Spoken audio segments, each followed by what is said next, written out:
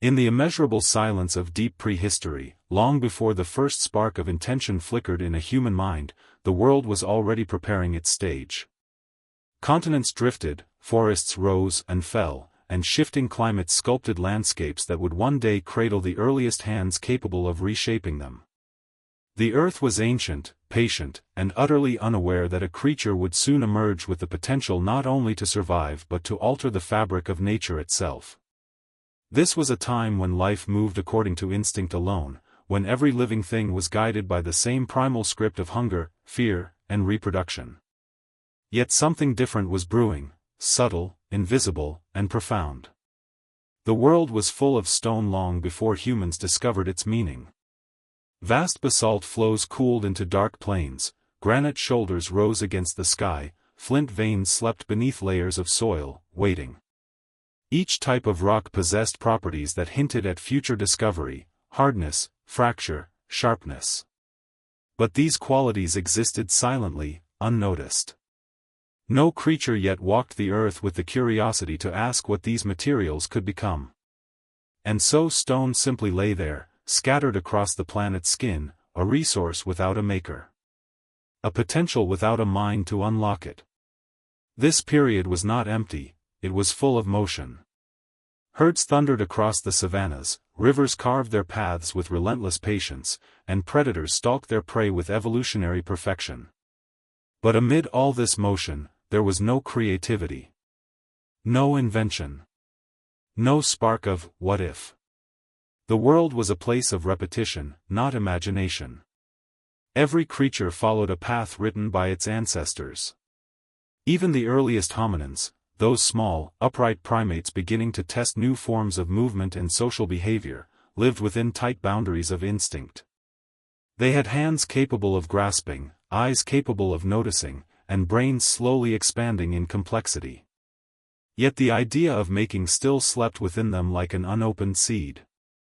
The landscape itself, however, was shaping the conditions necessary for something extraordinary.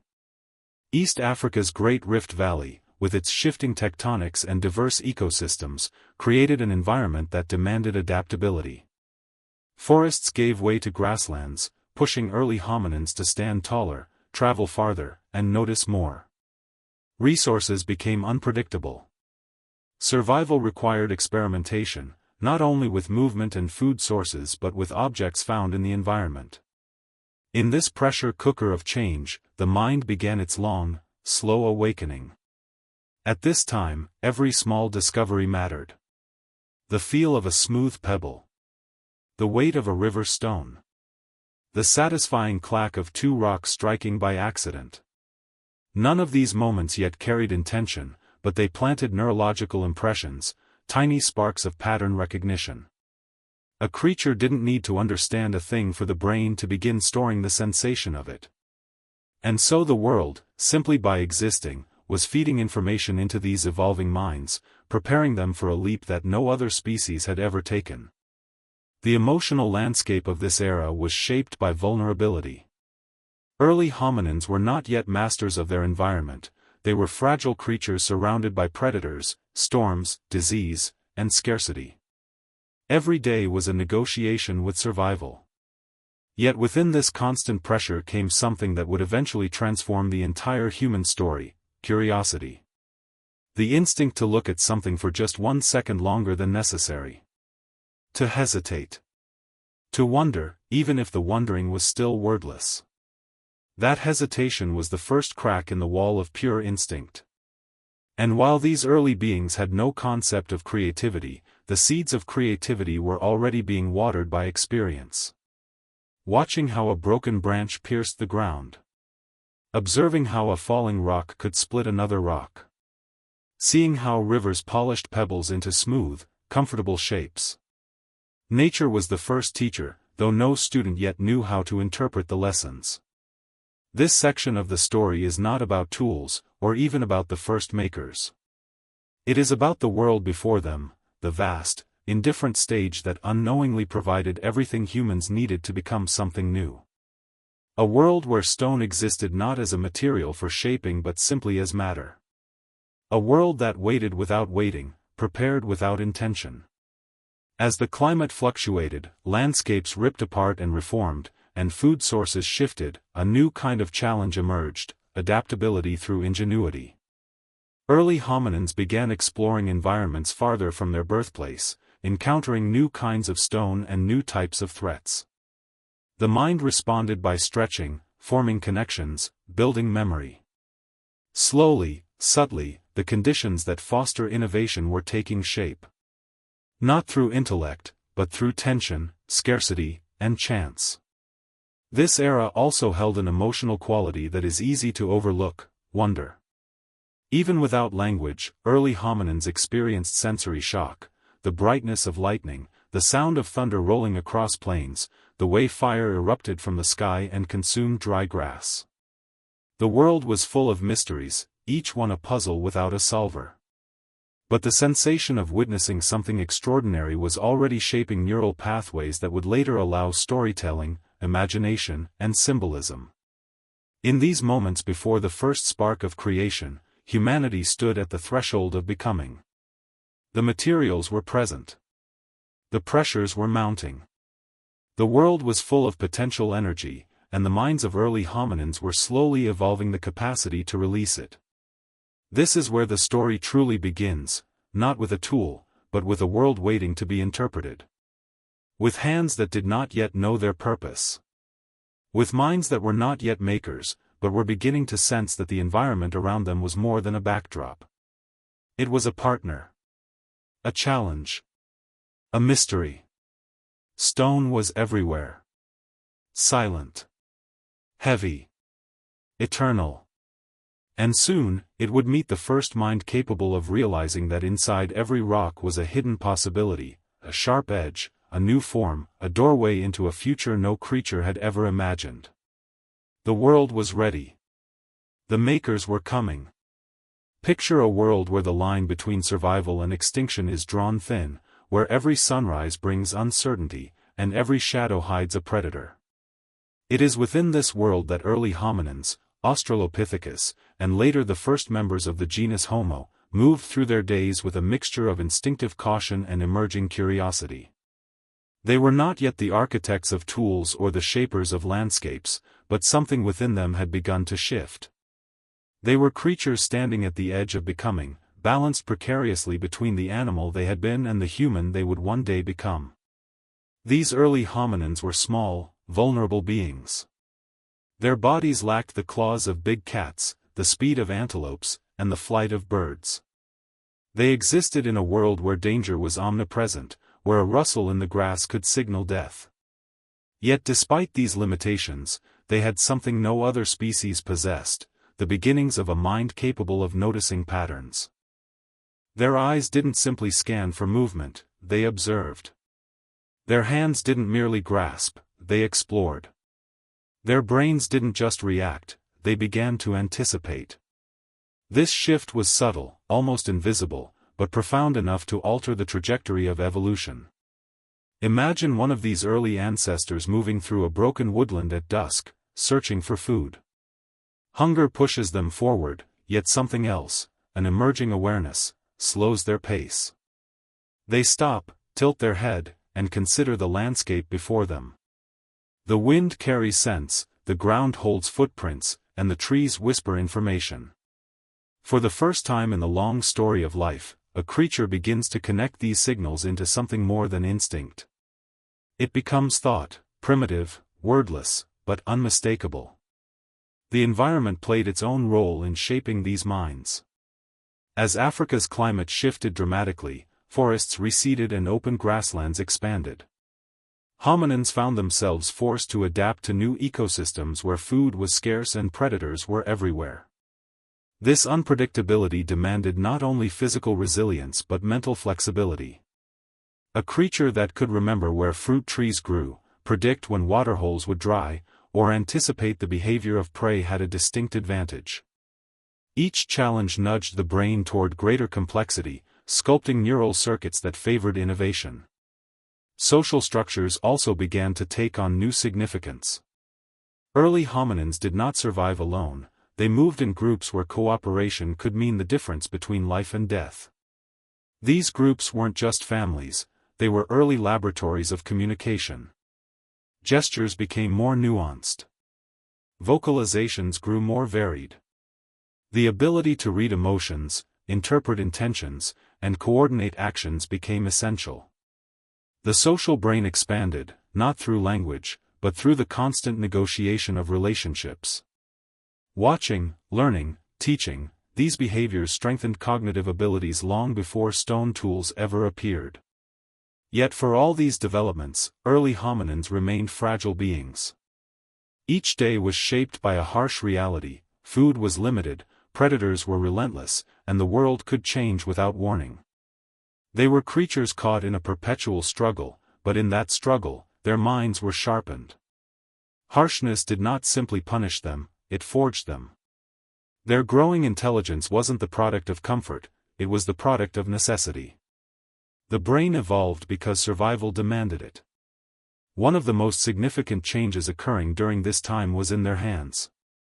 The human hand, with its opposable thumb and intricate musculature, was becoming one of evolution's masterpieces. It allowed precise movements, delicate manipulations, and firm grips.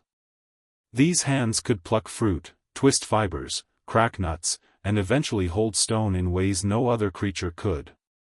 The hand was the first tool nature perfected, and it would become the foundation for every tool humans would one day create.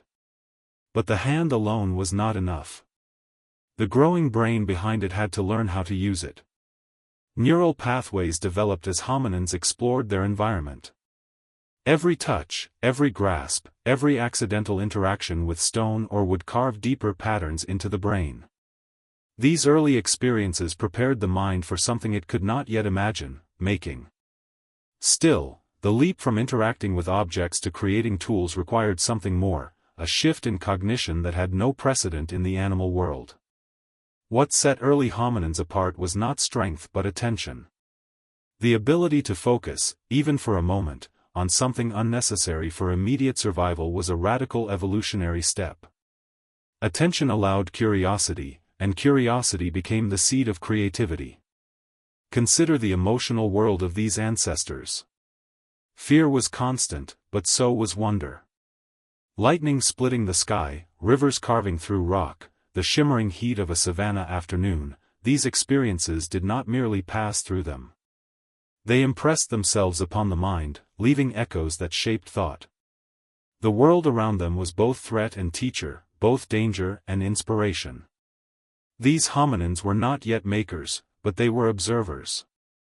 And observation, when paired with memory, became a form of slow-burning intelligence.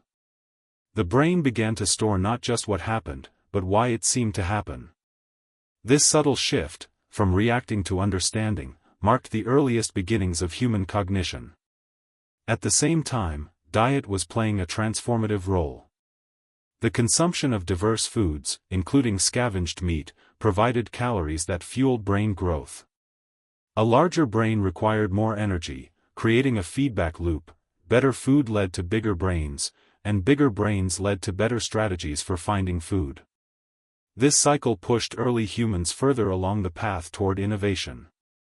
Walking upright was another advantage that shaped their destiny. It freed their hands, expanded their view of the landscape, and allowed them to travel long distances in search of resources. This mobility exposed them to new environments, new challenges, and new materials. Each new place offered lessons the brain absorbed, filing away knowledge that would eventually inform toolmaking. Despite these advances, none of these early hominins knew what they were becoming. They moved through their world guided by impulses and instincts, unaware that every choice, every glance, every sound, every touch, was contributing to something unprecedented. They were on the threshold of a transformation that would reshape not only themselves but the entire planet. In this fragile, dangerous, ever-changing world, a creature was emerging that could adapt not only its body but its mind. A creature that could hesitate, ponder, and eventually imagine. A creature capable of recognizing cause and effect, of noticing possibilities, of inching slowly toward creativity. These were the beings standing at the edge of becoming, neither fully animal, nor yet fully human, but carrying within them the spark that would ignite the greatest cognitive revolution in the history of life. The world was shaping them, testing them, preparing them. And soon, their curiosity would lead them to a discovery that would change everything. When their hands finally closed around stone with intention, the story of humanity would truly begin. There comes a moment in the human story when the world and the mind collide in a way that neither has anticipated. It is not dramatic. It is not planned. It is not even understood by the creature experiencing it. Yet this moment is one of the most important turning points in the history of life, the first meaningful touch between a hominin and a stone. Not just contact, but curiosity. Not just grabbing, but noticing. This is where the earliest spark of the maker's mind begins to glow. Imagine a small group of early Homo individuals moving across a riverbank or the edge of a dry savanna. Their day is filled with simple goals: find food, avoid predators, stay with the group. Yet the landscape itself offers countless distractions: scattered pebbles, jagged rocks, smooth stones polished by ancient water. These objects have been present for millions of years, untouched by intention. But now, something in the brain of these early hominins reacts differently when the hand closes around them. The first significant interaction likely came by accident. A fruit was crushed against a rock. A nut was cracked underfoot. A stone was thrown in fear at a lurking predator. None of these actions were deliberate experiments, but each one left an impression. A stone was not just part of the background, it had weight, texture, resistance. It could crush, break, and shape. For the first time, the brain registered these sensations in a way that mattered. The mind began to associate stone with possibility, even if that possibility had not yet taken form. What made this moment so transformative was not the stone itself but the brain holding it. By this stage in human evolution, hominin cognition had developed enough to perceive cause and effect. The creature who picked up a stone could feel the difference between a rounded pebble and a sharp-edged fragment.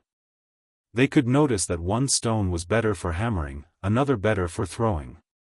This noticing, this act of distinguishing, was the quiet beginning of innovation. In these early moments, curiosity was still inseparable from survival. A hominin might hit a bone out of hunger and notice that the stone breaks it open more effectively.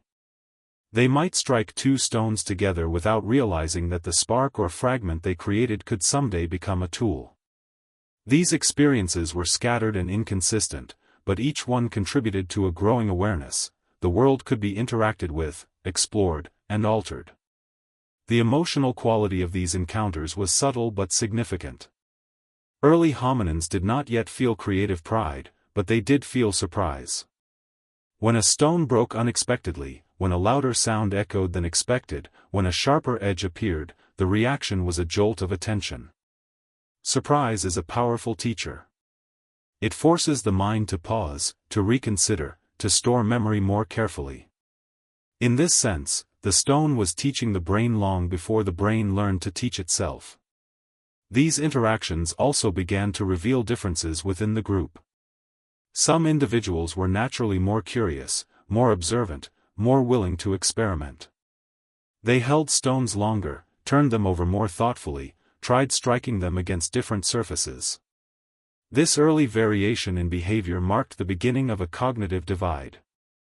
Those who paid closer attention gained small advantages, breaking bones more efficiently, defending themselves with more effective projectiles, discovering new ways to access food. These advantages, though tiny, fed back into evolution.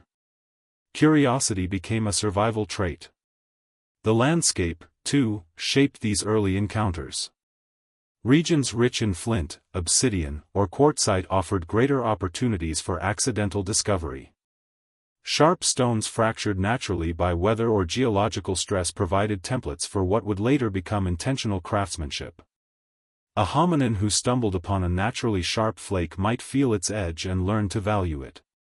Even if they couldn't replicate it, the idea that such edges existed lodged itself somewhere in the mind. This was the beginning of foresight. At the same time, these early beings were learning to understand durability. Wood rotted. Plants decayed. Bones broke. But stone remained. It survived storms, floods, and the passing of entire seasons. A stone picked up one day could be found again weeks later in the same place. This permanence planted a new kind of memory, the idea that objects could be part of life for longer than a single moment. This was the foundation for the future concepts of ownership, reuse, and purpose. The social dimension of early stone interactions should not be overlooked. A curious hominin who discovered that a certain stone made tasks easier might unintentionally show others. A child might mimic an adult's movements, picking up stones simply because the adults did. Through imitation and shared discovery, small behavioral patterns spread. Stone handling became more common, more integrated into daily life, even if no one fully understood why. Curiosity slowly turned into habit. As these interactions accumulated, the hominin mind began to change. Neural pathways strengthened, reinforcing hand-eye coordination and improving fine motor control. The brain's ability to plan, even in simple ways, expanded. A creature might begin carrying a useful stone rather than dropping it immediately. They might return to a place where good stones could be found. They might begin to prefer certain stones over others. Each of these actions was a small step toward intentionality. The first meaningful touch between stone and hominin was not a single event. It was a gradual unfolding, a series of moments dispersed across generations, each one nudging the brain closer to recognizing the potential hidden in the material world. Curiosity was the catalyst, and stone was the medium through which curiosity began to shape evolution. In these early encounters, there were no tools yet, no makers, no spark of genius. There was only a hand meeting a stone, and a mind paying attention. But within that simple gesture lay the seeds of everything that would follow, the first flakes, the first weapons, the first art, the first symbols, the first stories. This was the beginning of human creativity, not because the stone changed, but because the mind holding it did. The first touch was not a moment of invention but a moment of recognition, a quiet acknowledgement that the world was full of possibilities waiting to be uncovered. Curiosity had found its first partner. And together, they would forge the future. There are moments in evolution when progress arrives not gently, but with a shock, an accident so powerful that it changes the destiny of a species forever. For early humans, one such moment came when a stone fractured and exposed something the world had always concealed: sharpness. Not the dull edges of natural pebbles, not the accidental scratches of branches or bones, but something radically different, an edge thin enough to slice, precise enough to shape, deadly enough to kill. It was a revelation hidden within the earth itself, and when early hominins discovered it, nothing in nature would ever be the same again. Imagine an early Homo individual, hungry and exhausted, crouched beside the remains of an animal carcass left behind by larger predators. The meat is still warm, but the hide is tough, the tendons thick, the bones solid. Their teeth and nails are helpless against such resistance. Survival is just out of reach, not because the food is absent, but because it is locked away behind nature's barriers. In frustration, the hominin lifts a stone and slams it down onto the carcass. The sound cracks across the air. Something unexpected happens: the stone shatters against another rock beneath it. The hominin pauses. Amid the scattered fragments lies something thin, glinting in the sunlight. A flake, razor-sharp, unnaturally precise, unlike anything they have ever held. When the edge is touched, it bites the skin instantly. Pain flashes, then curiosity overrides it. The creature grips the flake again, more carefully this time. It feels cold, dangerous, and strangely promising. This is the moment where instinct meets possibility. For the first time, a hominin recognizes that stone can break open into something more useful than its original form. The world itself can be cracked open. Sharpness was not an obvious gift. Most stones do not fracture cleanly. Only certain types, flint, chert, obsidian, break into edges capable of cutting. These were hidden in specific landscapes, riverbeds, volcanic fields, eroded cliffs.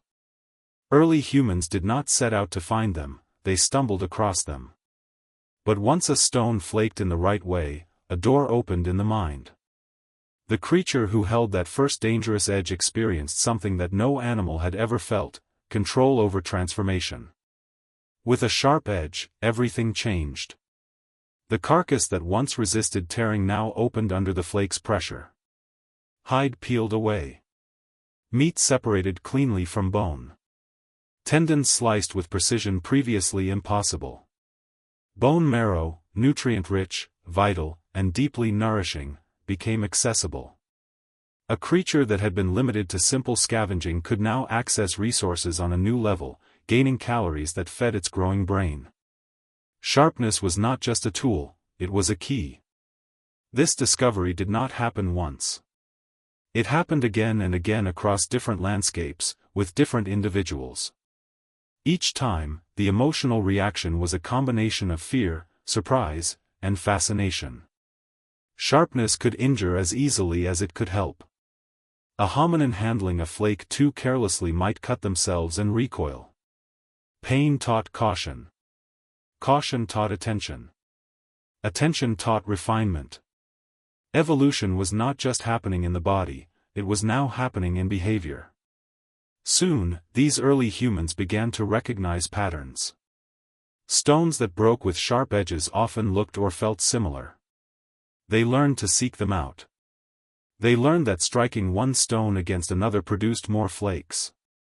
They may not have intended to make sharp tools at first, but they became familiar with the actions that produced them. The line between accident and experimentation blurring slowly, generation by generation. The discovery of sharpness also changed the rhythm of life. Tasks that once consumed hours, tearing hides, scraping flesh, cracking bones, could be completed in minutes. This saved energy and time, freeing early humans to travel farther, explore more, and expand their diets. Sharpness allowed them to act with greater efficiency, and efficiency is a force multiplier in evolution. But the consequences extended beyond food. Sharp flakes became weapons. A hominin holding a sharp stone was no longer defenseless against predators. They could slash, stab, or threaten. Even if the first uses were clumsy, the psychological shift was immense. For the first time, early humans had an advantage that came not from their bodies but from their minds. A fragile creature could now stand its ground. A small group could challenge a larger predator. Survival was no longer dictated solely by size or strength. This new relationship with stone also began to alter social dynamics. Individuals who accidentally created sharp flakes became points of interest within the group. Others watched them, imitated them, sought to understand what they had done. Sharpness became a shared discovery, a communal advantage. Curiosity grew contagious. The sound of stone striking stone became a familiar part of daily life, echoing across ancient landscapes as an early form of invention. And with sharpness came the beginnings of intention. Once early humans realized that a certain kind of strike produced a useful flake, they began reproducing the motion with increasing precision. The hand, guided by the brain, learned a sequence: grip stone core, hold hammerstone, strike at an angle. When the flake detached cleanly, it was not just an object, it was a triumph of pattern understood. Every successful attempt reinforced neural pathways that supported planning, coordination, and memory. At this stage, the tools were still simple: Oldowan flakes, crude choppers, rough scrapers. They were not yet works of craftsmanship. But they represented an evolutionary explosion.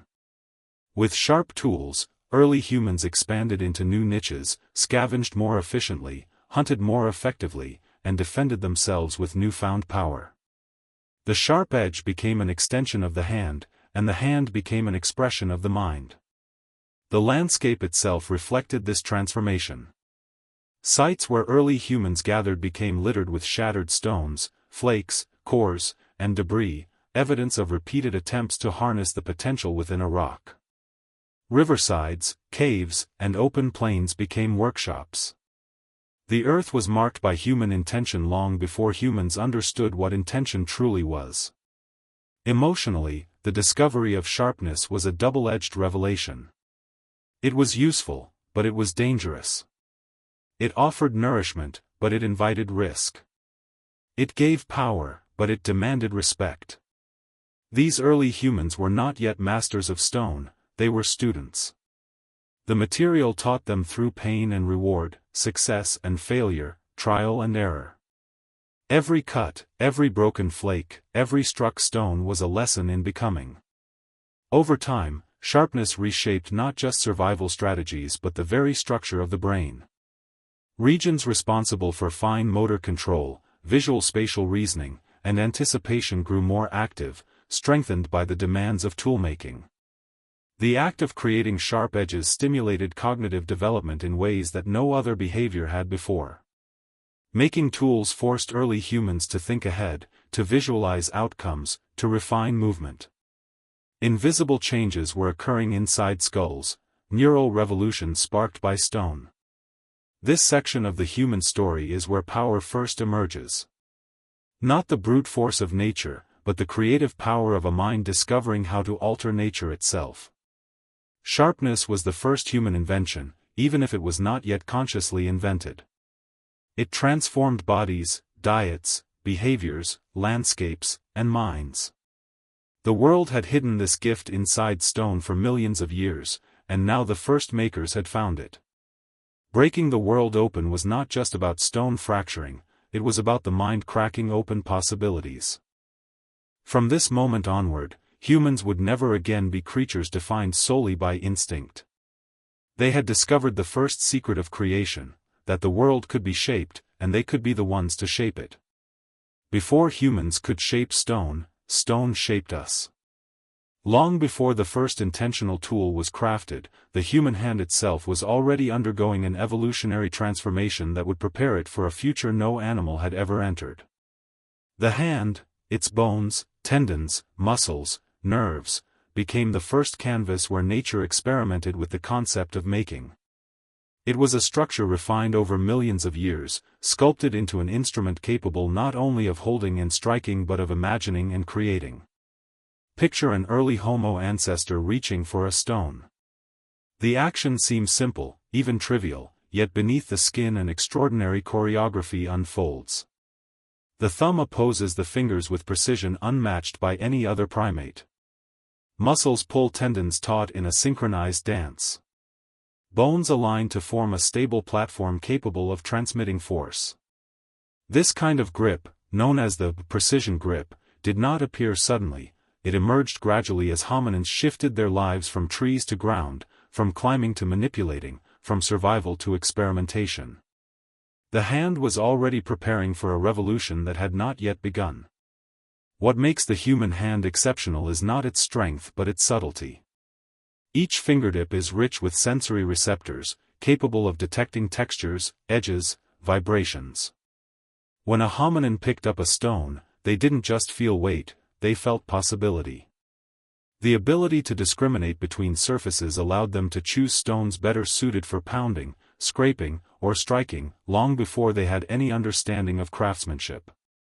Touch became a language long before speech existed, and the hand became the translator between the external world and the developing mind. As the hand grew more capable, the brain responded in kind. The motor cortex expanded, devoting more neural territory to controlling fine movements of the fingers. The sensory cortex grew more sensitive, processing the detailed information gathered through touch. This deepened connection between hand and mind set the foundation for toolmaking.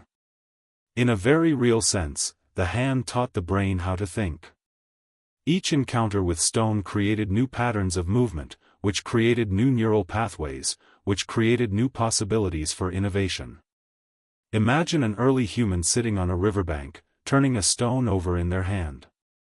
They feel its smooth underside, its rough edges, its weight distribution. They tap it lightly against another stone, hearing the sound it makes. They test how it fits against their palm, how it responds to pressure. These seemingly small actions are the earliest forms of craftsmanship, embodied cognition, where thinking occurs through doing. The hand is not following instructions from the brain, rather, the brain is learning from the hand. This relationship marks one of the most important transitions in human evolution. Intention begins to emerge through practice. At first, the hominin does not know they are making a tool. They are simply repeating a motion that produced a useful flake in the past. But repetition strengthens memory, and memory begins to form patterns. A creature that once reacted to the environment now interacts with it. The hand becomes not just a limb but an instrument of exploration. The emotional experience of this transformation is easy to underestimate, yet it played a crucial role. When an early human struck stone and produced a sharp edge, their reaction was more than practical. There was excitement, surprise, maybe even a sense of power. The sharp flake that cut through hide also cut through the boundaries of instinct. This emotional spark encouraged further experimentation. Pleasure centers in the brain were activated by successful strikes, reinforcing the behavior. This feedback loop, curiosity, action, success, reward, became the engine that propelled toolmaking forward. As early humans practiced striking stones, their bodies began to adapt. Shoulders grew stronger to support repeated impacts. Wrists developed flexibility and strength for precise angles. Fingers became more dexterous. The entire upper limb, from the clavicle to the fingertips, evolved to serve the emerging role of maker. Nature was reshaping anatomy in response to behavior, a process known as evolutionary feedback. Each generation inherited hands slightly more suited for crafting, minds slightly more capable of guiding those hands. The act of making required more than physical ability, it demanded cognitive presence. A hominin preparing to strike a stone had to focus on the angle, the force, the point of impact. This was not blind action, it was controlled, deliberate. Even before true planning emerged, this moment of focus strengthened neural circuits responsible for attention. Over time, extended periods of attention became possible. The sparks of patience, foresight, and discipline flickered to life in these moments. Making tools trained the mind in ways no other behavior could. This growing sophistication also created an unexpected byproduct: imitation. When one hominin successfully produced a sharp flake, others watched. They studied the movements, the posture, the timing. The brain's mirror neuron system, neurons that fire both during performance and observation of an action, allowed them to replicate what they saw. Thus, toolmaking began to spread not through genetic inheritance alone, but through cultural learning. Knowledge became transferable. The hand became not just a maker but a teacher. In these early gatherings, perhaps around meat or under the shade of a tree, the seeds of human culture took root. Younger individuals practiced striking stones under the guidance of elders. Failed attempts produced misshapen flakes, but each failure was instructive. The sound of stone on stone became the soundtrack of an emerging cognitive revolution. The process built not only tools but relationships, roles, and a shared understanding of skill. The transformation wasn't just within individuals, it was within the species. As toolmaking became more central to survival, brains capable of better coordination, better memory, and better problem-solving were favored. Slowly, the mind that could hold intention became as important as the body that could hold stone. The line between thought and action blurred. The hand executed what the mind imagined, and the mind imagined what the hand learned. This synergy created a new kind of creature, one that did not merely adapt to the environment but reshaped it. Stone was the first medium through which the human mind expressed its emerging creativity. Each flake chipped away was a step toward a world where ideas could take physical form. Each successful strike echoed through the nervous system, reinforcing the connection between making and thinking. By the time early humans mastered simple flakes and choppers, their hands were no longer just tools of survival, they were extensions of the mind. The anatomy of the hand and the architecture of the brain had become inseparable partners. This alliance laid the foundation for everything to come: hand axes, spears, fire, art, shelters, technologies, and eventually civilizations. At this stage in the story, humans were still far from the refined toolmakers they would become. But the essential transformation had begun. The hand was no longer simply touching the world, it was interpreting it. And in that interpretation, the mind discovered itself. There comes a moment when an action stops being an accident and becomes a choice. For early humans, this shift marked the true birth of intention. It was the moment when striking two stones together was no longer a random event, but a deliberate act aimed at producing something specific. In that moment, thought left the confines of the mind and took shape in the physical world. A stone flake became more than a sharp edge, it became a fragment of intention, a solid piece of thought. With this shift, early humans stepped across a threshold no creature had crossed before. Imagine an early Homo individual sitting with a stone core in one hand and a hammerstone in the other. They have struck stones before, perhaps accidentally, perhaps in imitation of others, but this time, they remember the outcome. They remember that a certain angle, a certain force, produced a useful flake. That memory stirs something new: expectation. When the individual lifts the hammerstone and aims the strike, they are not reacting to the environment, they are shaping it. This is no longer instinct. This is intention. The significance of this shift cannot be overstated. For millions of years, life on Earth had been driven primarily by instinct and reflex. Even the most intelligent animals responded to immediate stimuli, not future goals. But when early humans started striking stones with the hope, or the prediction, of creating a cutting edge, they were demonstrating a new form of cognition, the ability to imagine an outcome and then act to bring it into existence. The human mind was learning not just to think, but to externalize thought. This moment also marked the birth of planning. A hominin selecting a stone for its texture, its weight, or its fracture potential was planning at a level unseen in the animal kingdom. They were thinking ahead, anticipating consequences. They were learning to evaluate, compare, and choose, not for immediate gratification, but for future usefulness. Planning began in these humble moments, in the quiet patience of choosing one stone over another. The tool itself became a kind of memory. A flake made yesterday could be used today. A core carried across a landscape could be struck again miles away. This continuity reinforced the concept of intention, the idea that actions had lasting effects, that the past could influence the present, and that the future could be prepared for. The stone tool became a physical extension of thought across time. Emotionally, intention brought a new kind of satisfaction. When a hominin produced a sharp flake on purpose, it created a surge of accomplishment, primitive, yes, but powerful. Success triggered reward pathways in the brain, encouraging repetition and refinement.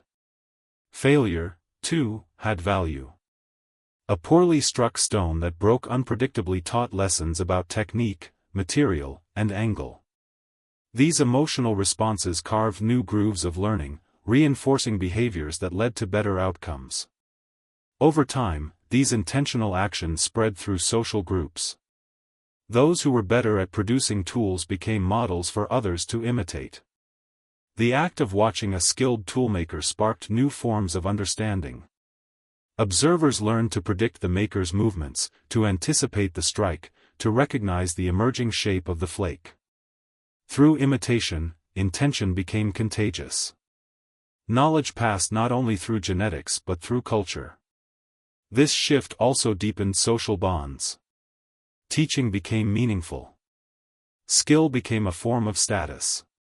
A proficient toolmaker contributed more to group survival, gaining respect or attention. Younger individuals learned through practice guided by elders.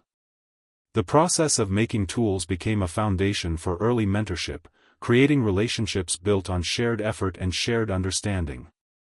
Intention was no longer an individual revolution, it was a communal one. As intentionality developed, so did the complexity of tools. Early humans began shaping cores with multiple strikes, aiming to produce flakes of similar size or shape. They experimented with different materials, tested new angles, and refined their techniques. Each innovation built upon the last, forming a slow but steady chain of improvement. This cumulative culture allowed knowledge to grow across generations, making toolmaking one of the first truly human traditions.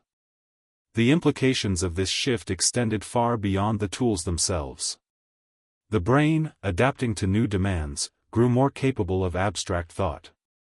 A stone was no longer just an object, it was a possibility. The mind learned to imagine forms hidden within raw material, waiting to be released through skill. This ability to see not what is, but what could be, marked the dawn of creativity. In this phase of evolution, tools became external memory systems, physical repositories of ideas. They preserved the maker's intention long after the act of making had ended. Carrying a tool meant carrying the echo of a thought, a plan, a goal. The first material culture was forming, built not of art or symbols, but of sharpened stone. This new cognitive world also fostered a growing sense of control. Early humans were no longer passive participants in nature's harsh cycles. They could intervene. They could alter outcomes. They could solve problems not with instinct, but with imagination. This sense of agency reshaped the human psyche, giving rise to confidence, curiosity, and eventually ambition. Yet intention also brought complexity. With the ability to make tools came the responsibility of using them. Sharp edges could injure as easily as they could help. Tools could empower cooperation or fuel conflict. These dynamics foreshadowed the ethical and emotional challenges that would define human societies for millennia. Intention was a gift, but also a burden.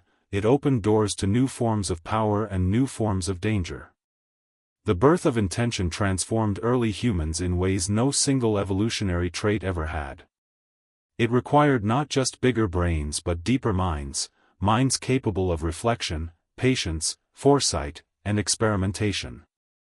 The first intentional toolmakers were not just crafting stones, they were crafting cognition itself. Every strike of stone against stone was a small echo of thought becoming reality. Each tool carried within it the moment of its creation, the focus, the choice, the desire. Tools were no longer just objects, they were expressions of mind. This was the true beginning of humanity's creative journey. The moment when ideas first took physical form, when imagination found its medium, when the world became not just something to survive, but something to shape. From here, the path to art, architecture, language, and technology would unfold, not quickly, but inevitably. Intention had been born. And with it, the human story changed forever. The discovery of sharpness did more than open bones and slice hides, it opened a new chapter in the relationship between humans and the rest of the living world. For the first time, early humans possessed something that tilted the balance of power, a cutting edge capable of altering life and death. This shift was not dramatic at first. It began quietly, with small moments: a scavenged carcass opened more easily, a defensive/warding off a predator, a wounded animal fleeing in confusion. Yet each moment carried profound consequences. With a sharp stone in hand, the fragile hominin was taking its first steps into the domain of hunters. Imagine a group of early Homo erectus moving through a savanna at dawn. The grass is damp with dew, the air filled with the distant calls of predators returning from night hunts. In the past, this group would have approached carcasses cautiously, waiting for hyenas or vultures to leave behind scraps. But now they carry sharp flakes tucked into slings of hide or clenched in their hands. They approach not as passive scavengers, but as opportunists armed with tools. A dead zebra lies half devoured, but the remaining hide is thick and unyielding. A hominin kneels, presses the flake into the skin, and slices. Meat that once required hours of tearing is now freed in minutes.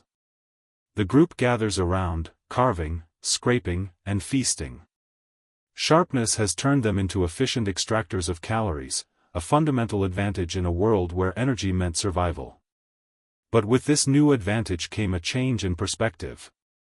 Early humans began to see animals not only as threats or fleeting opportunities, but as resources that could be accessed more reliably. The line between scavenging and hunting blurred. A wounded animal could now be finished off with coordinated strikes. A small prey animal could be cornered and dispatched with a well-placed cut. These actions were hesitant at first, full of uncertainty. But the very possibility of hunting, of actively pursuing life, was revolutionary. Hunting demanded more than courage. It required planning, cooperation, and strategy. The sharp stone blade transformed these early hominins from reactive prey animals into emerging predators. They still lacked the speed of cheetahs, the strength of lions, or the endurance of wolves, but they possessed something far more flexible, a mind capable of imagining the kill before it happened.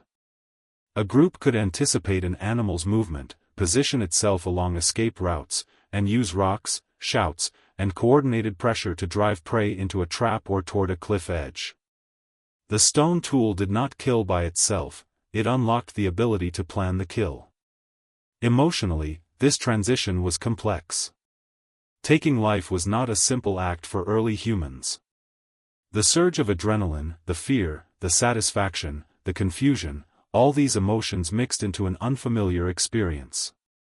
When a hominin watched an animal collapse under their effort, something changed inside them. Power and danger converged. The realization that they could end another creature's life brought both empowerment and unease. The kill was not just a physical act, it was a psychological awakening. The consequences didn't end at the kill site.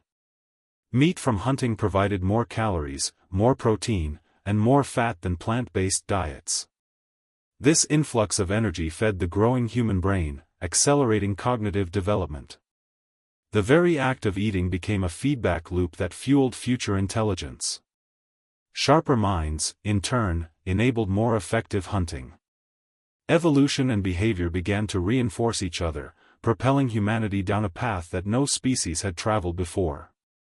But with the new power came new risks.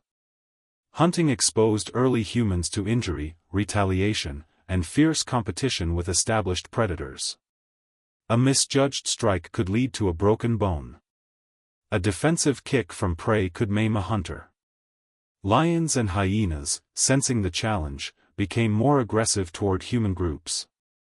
The world responded to the rise of the sharp stone carrier with its own escalation. The savanna became a battleground of adaptation and counter-adaptation. In this escalating tension, social cooperation grew stronger. No single individual could face the dangers of hunting alone. Groups had to move in synchronized patterns, communicate through gestures and vocalizations, and read each other's intentions with increasing accuracy. This necessity deepened emotional bonds and sharpened the social brain. Trust and coordination became just as important as sharp tools. The kill was no longer simply a meal, it was a collective triumph requiring shared effort and shared risk. Around the kill site, something else emerged, ritual behavior in its earliest form. As groups gathered around carcasses, they learned to distribute meat, to take turns feeding, to share marrow bones cracked open with stones. These shared meals created moments of social unity that shaped the emotional foundations of human life. Food was not only sustenance, it became a symbol of cooperation, connection, and identity. Over time, the presence of sharp tools reshaped the entire ecological relationship between humans and animals. Early hominins began to alter migration patterns, influence predator behavior, and expand into habitats previously too dangerous or unproductive. The sharp blade turned them into ecological engineers without their knowledge. They were no longer surviving within nature, they were beginning to reshape it. Yet the moral landscape of this new power was uncharted. Early humans did not understand ethics as we do, but they felt something in the aftermath of the kill: fear, excitement, uncertainty, a strange solemnity. Death had always been part of the natural world, but now humans were causing it with intention.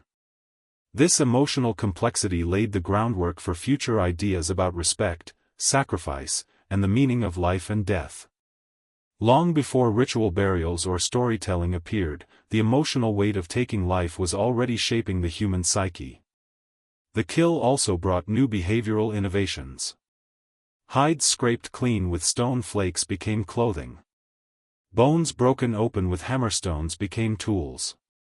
Sinews stripped with sharp edges became bindings. Every part of the animal became a resource, and every resource became a lesson. The kill was no longer an endpoint, it was the beginning of a series of creative transformations. Early humans learned to see possibilities in bones, skins, and tendons, just as they had learned to see possibilities in stone. This expanding ingenuity set the stage for even greater changes in the future. Hunting would eventually lead to cooperative strategies, specialized roles, complex communication, and deeper social structures. It would shape human identity, forging a species capable of both great violence and great collaboration. The sharp stone unlocked not just meat, but a new dimension of what it meant to be human. In this chapter of our ancient story, the kill is not simply an event, it is a turning point. It represents the moment when early humans took agency over survival, embracing a new role in the natural world. But it also represents the weight of consequence, the beginning of a moral and emotional legacy that continues to define humanity. The sharp blade did not just cut meat. It cut open a new relationship with life, death, and power. It carved a path that would lead to hunters, warriors, artists, and thinkers. It marked the point where humans began shaping not only the world, but their own inner landscapes. And from this point on, the story of humanity would never again be a passive one. Night in the prehistoric world was a realm of danger. When the sun slipped behind the horizon, the savanna transformed into a world owned by predators, eyes glinting in the dark, claws scraping the earth, distant roars echoing across the plains.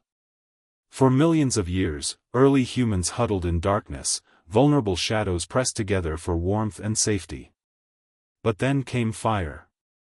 First captured from natural sources like lightning-sparked wildfires, then slowly understood, protected, and maintained, fire became a turning point, an island of warmth and light carved out of the night. Its glow was more than illumination, it was a new kind of shelter, a new kind of world. Imagine a group of early humans gathering around a small but fiercely burning fire. The flames flicker against their faces, casting moving shadows on the ground. For the first time in history, the night is no longer entirely the enemy. Predators hesitate at the edges of the firelight. The cold is pushed back. In this circle of warmth, something profound happens. Humans begin spending time not in fear or frantic movement, but in stillness. Stillness, for a species developing a complex mind, becomes fertile ground for something extraordinary. The social world of early humans changed as soon as fire entered it. Before fire, interactions were limited by daylight and urgency. After fire, evening stretched into new territory, time with no immediate task, no pressing survival demand. In this free time, the mind wandered. The brain, freshly fueled by high-calorie diets and stimulated by toolmaking, now had space to think beyond the moment. Fire extended the day, and in that extension, the first glimmers of culture took root. Communication around the fire was not yet storytelling as we know it. There were no structured narratives, no spoken language with grammar or metaphor. But there were gestures. Sounds. Expressions. A raised eyebrow. A pointed finger. A mimicry of the day's hunt. Human beings began to reenact moments, replaying events through their bodies. Others watched, understood, reacted. These were the earliest stories, told not with words, but with movement and silence. Firelight made faces visible, and faces are the canvases of emotion. The ability to read subtle expressions grew stronger in this environment. A smile, a grimace, a widening of the eyes, all conveyed meaning. Shared emotional experiences became clearer. The fire did not just warm bodies, it warmed bonds. The circle around the flames became the birthplace of empathy. As the group sat in the fire's glow, the crackling of wood created a rhythm, a sensory backdrop that encouraged reflection. The flame's movement drew the eyes, slowing thoughts, creating a trance-like focus. In this mental state, humans began to replay memories, moments from the hunt, dangers narrowly escaped, successes shared by the group. Memory, strengthened by the social context, became more organized, more durable. Fire gave the mind a new space to practice remembering. Fire also changed the body. Cooking softened tough foods, unlocked nutrients, and drastically reduced chewing time. These dietary improvements freed up energy for the brain. Around the fire, early humans ate together, sharing cooked meat, roots, and tubers. The communal meal became a ritual long before ritual had a name. Sharing fire and food reinforced cooperation, trust, and group identity. A group that ate together survived together. The firelight created a zone of safety, and in safety, imagination expanded. Early humans may have watched the flames and seen patterns, shapes flickering, shadows dancing. This pattern-seeking behavior, already present in the human brain, found new expression. Firelight encouraged interpretation. A rustling in the dark became a symbol. A shadow became a story. The fire's glow sparked the earliest forms of symbolic thought, long before art appeared on cave walls. Children played near the flames, learning by watching adults. They struck stones clumsily, practiced gestures, mimicked older group members. Fire became a classroom. Knowledge once limited to instinct and immediate necessity now had a place to be passed down intentionally. The younger generation observed the older with fascination, learning not only survival skills but the rhythm of group life. In these gatherings, early humans also began to experience something new, the sense of belonging. The fire created a center, a place where the group returned again and again. It became a symbol of home, even if the group wandered constantly. The earliest form of home was not a shelter, but a shared flame. Fire gave humans a psychological anchor in a dangerous world. Emotionally, the fire circle became the first place where humans could process fear. The day's dangers were over, and in the firelight, individuals could reenact or relate them through expression and gesture. Others responded with shared concern or mimicked reassurance. This processing of experience was the seed of emotional intelligence, an ability to understand and support one another. The silence around the fire was not empty. It was full of meaning. The group listened to the night, to the crackle of wood, to each other's breathing. In this silence, humans began to contemplate, not just react. Fire created the first environment where the mind could wander without immediate threat. Thought stretched into new shapes. The seeds of creativity, memory, and imagination were nourished by these quiet nights. Though language had not yet fully arrived, the foundation for it was forming. Rhythmic sounds, repeated gestures, shared glances, all became part of a proto-communication system that would eventually evolve into spoken storytelling. The fire was already preparing the human mind for that future. The story of humans around the first fires is not about words, it is about connection. It is about minds beginning to reflect, to imagine, to share. It is about a species stepping into the first warm glow of its cultural evolution.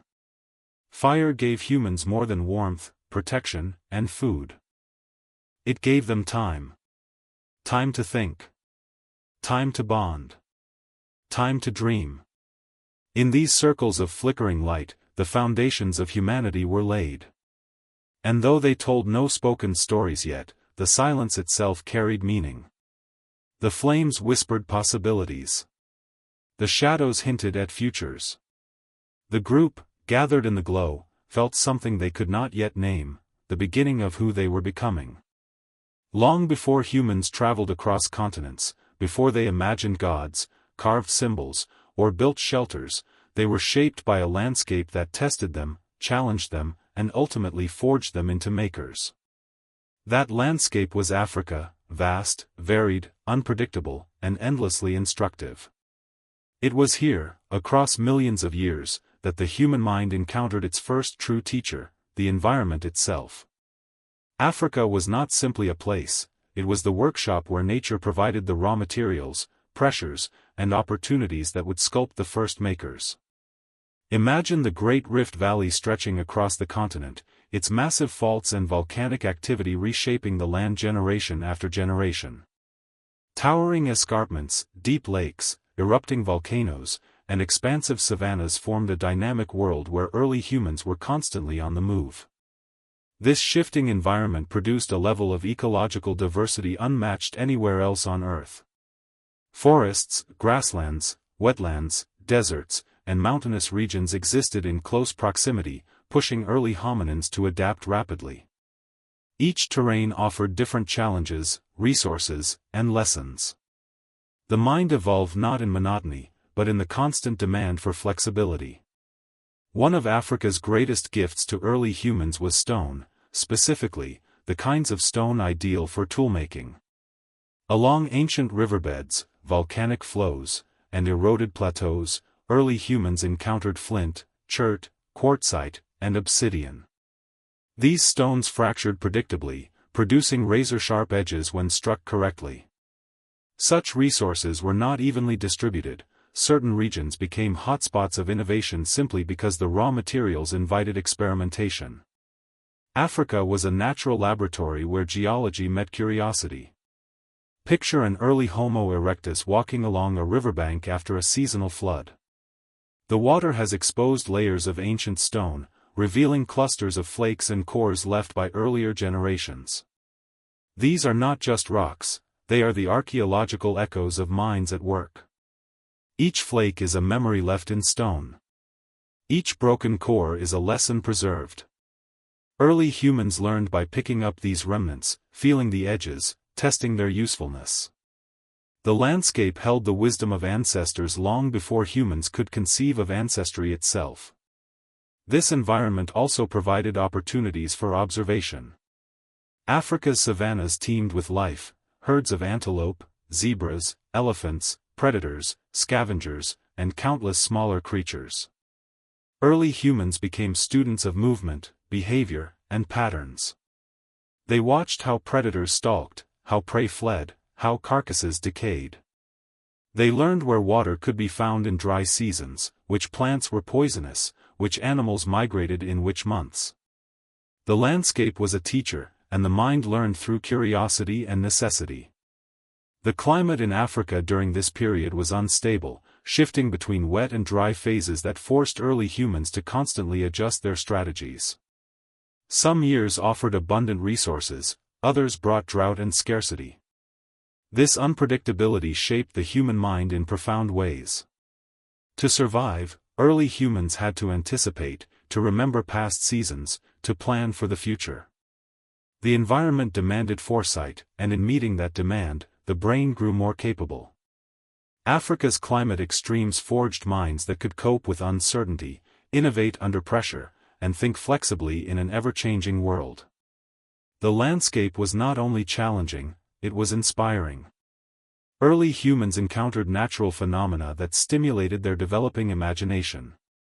Volcanic eruptions, lightning storms, towering rock formations, and vast night skies filled with stars, all of these experiences left impressions that stirred the roots of awe and wonder. While early humans could not articulate what they felt, the emotional impact of these sights helped shape the emerging human capacity for symbolic thought. Nature was the first muse. This environment also shaped the social structure of early human groups. In open savannas, cooperation was essential for defense and hunting. In forests, quiet communication and shared awareness were crucial. Near water sources, competition with other animals required coordination and strategic timing. The landscape determined not only how early humans survived, but how they interacted with one another. Group cohesion became vital, and with cohesion came the need for communication, imitation, and eventually teaching. Africa's challenges shaped not just individuals, but communities. Toolmaking itself became deeply connected to the land. Certain sites became repeated destinations, places where the right stones could be found, where water was accessible, where animals passed frequently. These locations, used across generations, became early hubs of innovation. They were not settlements in the modern sense, but they were meaningful spaces where the act of making became a shared experience. The landscape provided both the materials and the setting for the first rituals of craftsmanship. Early humans didn't think of Africa as home, but they felt its rhythms in their bones.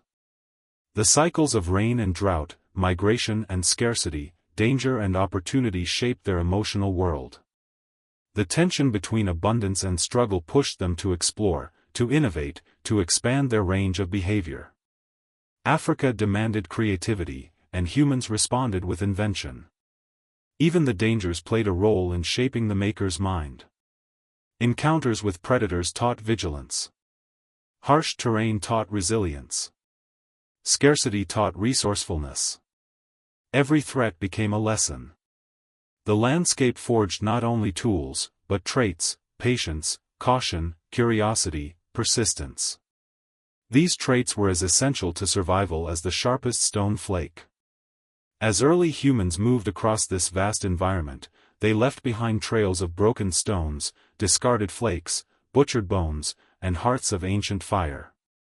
These traces form the earliest chapters of human history written not in language, but in geology and biology. Africa's landscape preserved the story of our becoming long before we had the ability to record it. Africa was the great workshop where nature and humanity shaped one another. The continent provided the materials, the challenges, the pressures, and the inspiration. Early humans provided the curiosity, the hands, the minds, and the emerging intention to transform what they found. This partnership was the furnace in which the first makers were forged. The landscape did not simply host human evolution, it actively participated in it. Every river, every rock, every storm, every savanna shaped the mind that would one day reshape the world. In the vastness of Africa, the first makers found their tools, their lessons, and their beginnings. There comes a moment in the story of human evolution when stone stops being merely useful and becomes something closer to beautiful. A moment when early humans move beyond crude flakes and rough choppers and begin crafting objects that are not only functional but intentionally shaped, refined, and elegant. This moment arrives with the Acheulean hand axe, a creation so iconic, so widespread, and so achingly symmetrical that it marks nothing less than a revolution in the human mind. The Acheulean tradition is where craftsmanship becomes mastery, and where the first glimmers of artistic thinking emerge from stone. Imagine a Homo erectus sitting near the edge of a riverbank, holding a large piece of flint or quartzite. They have learned to strike flakes deliberately, to angle their blows, to anticipate the fracture. But now, something deeper drives them. Instead of shaping the stone for a single cutting edge, they begin to refine both sides. A flake is removed not just to sharpen, but to sculpt. Each strike has meaning. The stone gradually transforms from a rough core into a purposefully shaped teardrop, almond, or leaf-like form. This is not an accident. This is intention elevated into design. The Acheulean hand axe is remarkable not only for its utility but for its symmetry. Across vast distances, Africa, Europe, the Middle East, South Asia, hand axes share striking proportions. Two-sided, balanced, and often aesthetically pleasing, they suggest a mind capable of visualizing shape before creating it. This skill requires far more than simple toolmaking. It demands planning, patience, and mental imagery. It demands foresight. It demands imagination. Consider what it takes to create such a tool. The maker must select the right stone, not too brittle, not too soft, with predictable fracture patterns. They must envision the final shape even before the first strike. Each blow must be precise, with the force and angle calibrated to remove just the right amount of stone. Mistakes are costly, one wrong strike can ruin hours of work. And yet, early humans persisted, repeating these actions generation after generation. This consistency indicates something profound. the Acheulean hand axe was not just a tool, but a tradition. The emotional world of these early makers must also be considered. Crafting a hand axe was a quiet, meditative act. The rhythmic sound of stone striking stone echoed across ancient landscapes like an early form of ritual. Makers likely slipped into a focused state, what modern humans call flow, a deep immersion where attention narrows and skill takes over. In this mental space, craftsmanship becomes a form of expression. Each flake removed is a decision. Each strike is a gesture. The hand axe becomes a record of intention, patience, and subtlety. But what motivated such precision? At its core, the Acheulean hand axe was a versatile tool, capable of cutting meat, slicing plants, digging roots, scraping hides, and even delivering fatal blows. Its shape made it easy to hold, durable, and efficient. It was the Swiss Army knife of the Stone Age. Early humans who mastered this tool had significant survival advantages. Yet the degree of symmetry goes far beyond pure function. Studies show that symmetrical hand axes do not cut significantly better than unsymmetrical ones, suggesting another layer of meaning. This raises an intriguing possibility: early humans were developing an aesthetic sense long before art in the modern sense. The desire for symmetry may have been instinctive, a preference shared by many species, but in humans, it evolved into a cognitive pursuit. Symmetry required control over technique, understanding of form, and an appreciation for balance. In shaping stone symmetrically, early humans were shaping their minds, training themselves to value order, proportion, and beauty. The Acheulean tradition also reveals something about social learning. These tools were too complex to learn by accident. They required demonstration, imitation, and practice. Younger individuals likely learned from experienced elders, watching closely, trying their own strikes, receiving correction through gesture or expression. This process strengthened bonds between generations, reinforcing cultural continuity. Knowledge became something shared, preserved, and refined, a seed of what would later become education. The spread of Acheulean hand axes across tens of thousands of years and multiple continents suggests that humans valued these tools beyond immediate survival. Some hand axes found in archaeological sites are too large for practical use, almost ceremonial in appearance. Others are so finely crafted that they surpass basic functional requirements. Their creators invested time and effort far beyond necessity, perhaps as demonstrations of skill, status, or identity. A well-made hand axe may have served as a social signal, a silent message of competence, intelligence, or desirability. In this sense, the Acheulean Revolution was not just technological, it was emotional, psychological, and cultural. The act of crafting became a way of expressing identity. A skilled maker could show their worth without words. A beautifully shaped hand axe could speak louder than sound. This tradition also transformed group dynamics. Those who mastered the craft gained influence. A toolmaker who produced reliable, effective hand axes contributed significantly to the group's well-being. Their skill earned them respect, protection, and social value. This proto-specialization marks the early roots of human society, roles emerging not through dominance alone, but through contribution and expertise. Beyond the emotional and social impacts, the Acheulean tradition pushed the human brain to evolve in extraordinary ways. The mental demands of hand axe creation strengthened visual spatial reasoning, fine motor control, and multi-step planning. These cognitive skills laid the groundwork for future human abilities such as symbolic thought, navigation, language structure, and artistic creation. In shaping stone, early humans were unknowingly sculpting the architecture of the modern mind. The landscape itself reflects the significance of the Acheulean tradition.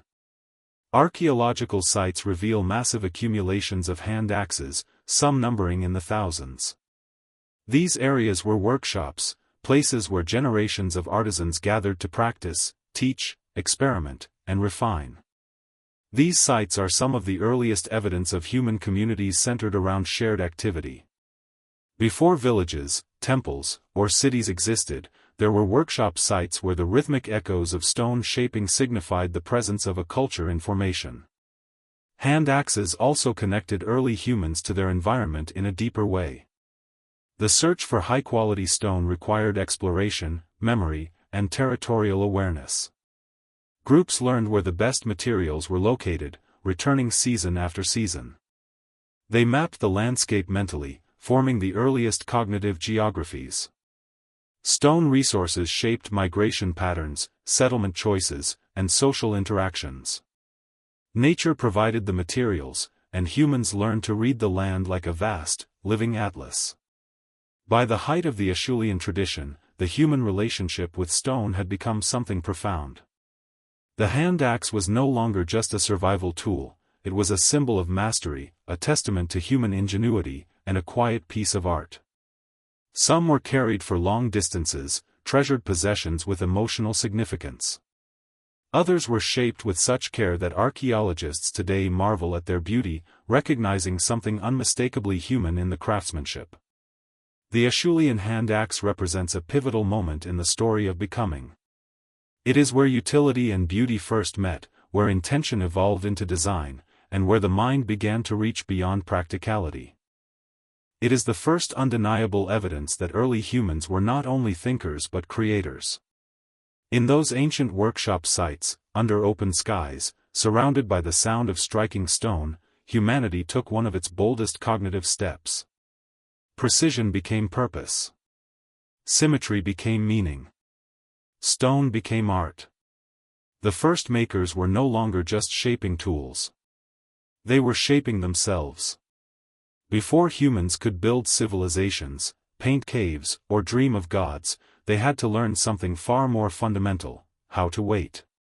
Patience, true patience, was not a natural inheritance of early life on Earth.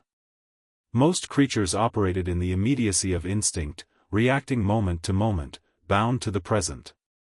But with the rise of complex toolmaking, especially Acheulean craftsmanship, early humans began practicing something extraordinary: delayed gratification. They learned to endure frustration, to imagine outcomes, and to hold those outcomes in their minds long enough to bring them into reality. This ability to wait, to plan, to perfect, this was the quiet revolution that reshaped the human mind. Imagine an early toolmaker sitting on a flat stone surface with a large, promising piece of flint before them. They do not rush. They do not strike wildly. They study the stone. They turn it in their hands, examining its angles, its weight, its hidden fractures. The final shape exists only in their imagination, a form they can see before it exists. To reach it, they must remove dozens, sometimes hundreds, of flakes, each one requiring precision and care. The process could take an hour or more. For a creature living on the edge of survival, an hour dedicated to shaping stone represents an incredible cognitive leap. It shows that the mind has learned to invest in the future. This patience was not just a temperament, it was a skill that had to be practiced and strengthened. A poorly timed blow could ruin the symmetry. A moment of frustration could crack the core in the wrong direction. Early humans learned through repetition that mastery demanded calm focus. Every attempt was a test of attention. Every failure was a lesson in restraint. The hand axe became the teacher, the stone its chalkboard, and the mind its student. One of the most remarkable features of early human patience was its connection to foresight. The toolmaker held not just the stone but the final form in their mind. This required a mental blueprint, a capacity to visualize the future. No other animal showed this level of abstract imagination. Early humans learned to anticipate the consequences of each strike before it happened. This ability to mentally project outcomes laid the groundwork for future innovations in hunting strategy, shelter building, fire management, and eventually storytelling. The birth of patience was also the birth of planning. Planning extended beyond the act of making tools. It influenced every aspect of daily life. A group preparing for a hunt needed to coordinate positions, predict animal movement, and wait for the right moment to strike. Those who could remain still, silent, and focused had greater success. A good hunter was not just strong or fast, they were patient. They knew when to hold back, when to move forward, when to wait for the landscape itself to offer opportunity. Their minds held multiple steps ahead, anticipating challenges before they arose. This new cognitive skill also shaped social behavior. Teaching patience required demonstration, guidance, and emotional support. Elders showed younger individuals how to control impulses, how to focus, how to persist even when tired or frustrated. These lessons were not taught with words but through example. A young hominin watching an experienced toolmaker learned by observing the calm rhythm of strikes, the pauses, the careful adjustments. This created a new kind of relationship between generations, one built on mentorship rather than mere survival instruction. Patience also deepened emotional intelligence. Those who could manage their impulses were better able to navigate social tensions, to cooperate, to avoid unnecessary conflict. Early humans who mastered patience could read another's frustration, soothe them with gestures, or wait for a better moment to act. These emotional skills strengthened group unity, improving cooperation during hunting, toolmaking, and migration. The perfection seen in Acheulean hand axes did not arise from necessity alone. It arose from an internal desire for order, symmetry, and mastery. Early humans began to take pride in their creations. A beautifully formed hand axe was not just a tool, it was evidence of skill, discipline, and identity. A maker might run their fingers along the edge, admiring the smoothness achieved through dozens of precise strikes. This quiet satisfaction indicates something profound. Humans were beginning to derive emotional reward not just from results but from the process itself. This shift is crucial. When the process of making becomes pleasurable, creativity blossoms. The mind becomes willing to invest more time, more effort, more imagination. This is the psychological foundation of all future craftsmanship: pottery, weaving, carving, painting, architecture. The ability to enjoy slow, careful work is one of humanity's defining gifts. Patience also allowed early humans to refine their techniques over generations. Instead of rushing to replace a damaged tool, they improved their methods, experimented with new angles, and discovered more efficient ways to shape stone. Innovations accumulated slowly but steadily, fueled by minds that could hold ideas long enough to test them. Planning allowed for experimentation, and experimentation allowed for refinement. This newfound ability to wait reshaped the relationship between humans and time itself. Instead of being trapped in the immediate present, humans began to live in three temporal dimensions: memory of the past, presence in the now, and anticipation of the future. This cognitive expansion laid the groundwork for tradition, ritual, and culture. A toolmaker sitting with stone in hand was not just shaping a tool, they were shaping the future. The landscape of human evolution shifted with this mental advancement.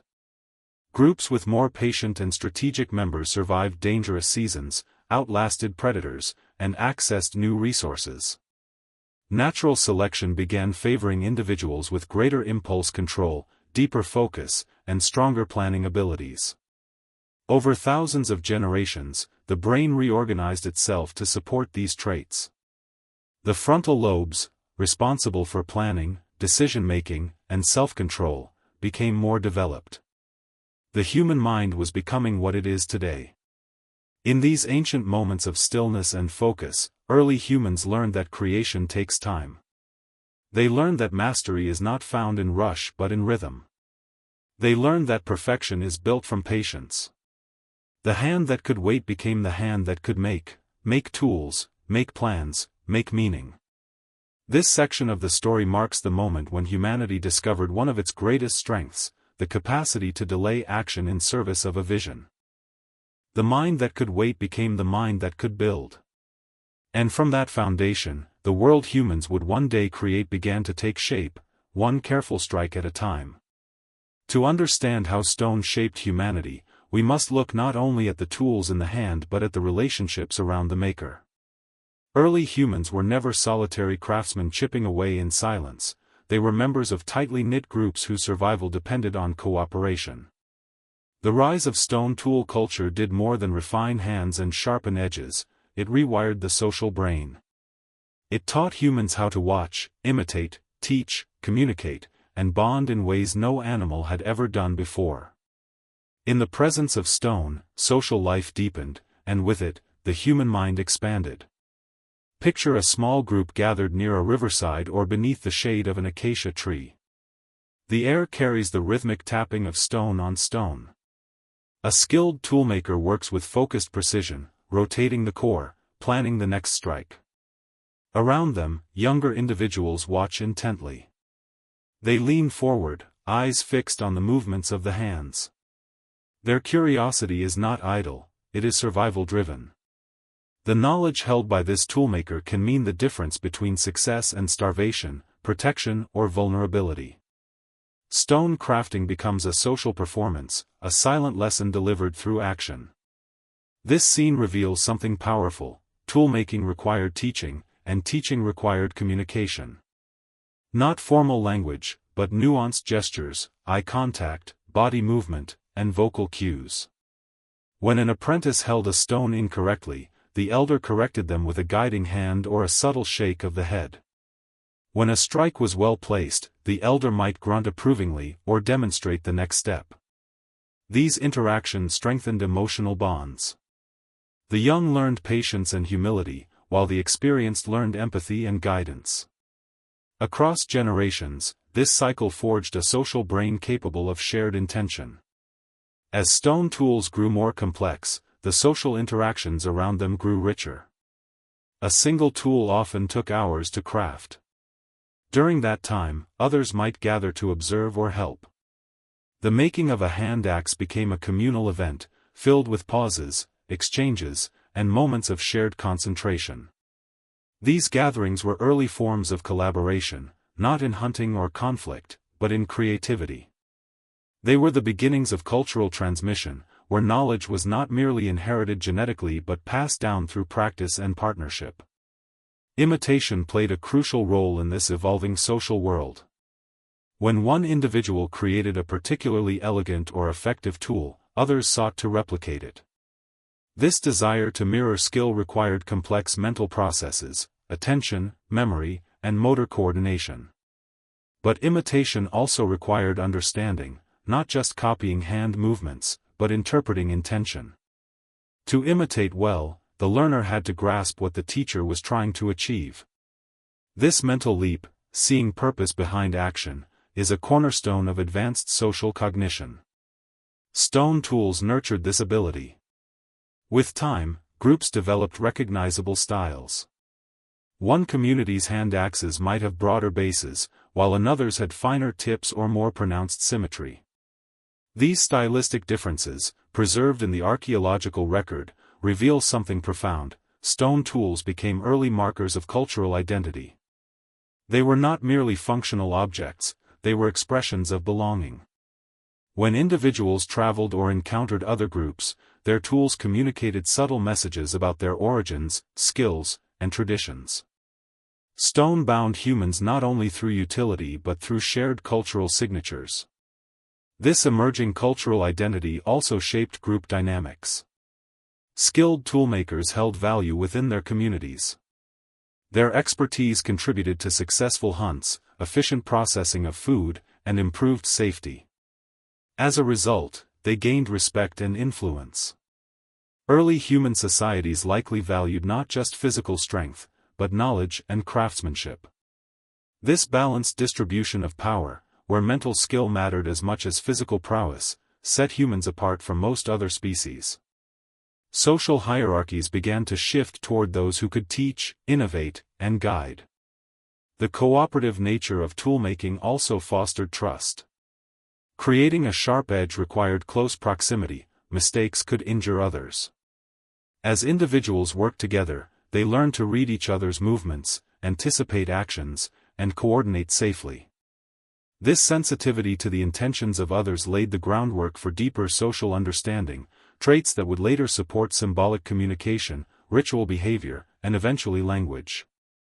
Stone tools demanded not only precision of hand but precision of relationship. The pressures of survival further strengthened social bonds. Groups that collaborated efficiently, sharing tools, assisting in difficult strikes, supporting learners, had a better chance of thriving. Cooperation became not just an advantage, but a necessity. As toolmaking culture spread, so did the expectation that individuals contribute to the community's knowledge. Everyone had a role in the shared project of survival. This collective effort shaped the emotional core of human societies. Stone tools also transformed the rhythms of daily life. They created moments of gathering, around toolmaking sites, kill sites, workshops, and fires. These moments encouraged communication, storytelling through gesture, and shared experiences. They allowed individuals to witness each other's struggles and successes. In these spaces, early humans learned empathy, an understanding of emotional states beyond their own. A frustrated apprentice could be comforted or encouraged. A successful maker could be celebrated. These emotional exchanges deepened group cohesion. Over generations, the social brain grew more sophisticated. Neurobiological changes supported greater memory, improved coordination, and complex social inference. The circuits responsible for theory of mind, the ability to understand others' thoughts and feelings, became increasingly active. Stoneworking did not just shape tools, it shaped how humans understood one another. In the collaborative craft of shaping stone, humans learned how to shape relationships. This new understanding led to a subtle but important shift. Individuals began to see themselves as part of something larger.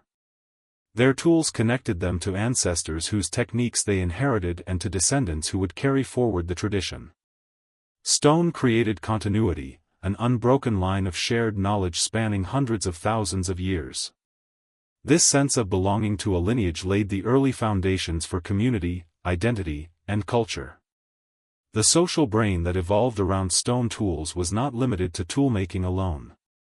It spilled into every aspect of human life. Cooperation in hunts became more coordinated. Conflict resolution became more nuanced. Group decision-making improved. Early humans developed the capacity for long-term alliances, shared goals, and collective memory. These advancements pushed humanity further along the path of cognitive expansion. Through stone, humans learned how to think together. They learned how to share not just food or shelter but ideas. The act of shaping stone became the first collaborative art of the human species. It taught them that their greatest strength did not lie in solitary ability, but in the combined intelligence of the group. In these ancient workshops, surrounded by flakes and cores, gestures and glances, patience and guidance, the first sparks of humanity's social brilliance were lit. And from those sparks, the human story, deeply connected, deeply communal, began to glow. Long before humans wore clothing with meaning, etched symbols into stone, or spoke names that distinguished one tribe from another, they carried identity in their hands. Tools were not just objects of survival, they became expressions of who people were, where they belonged, and what traditions shaped them.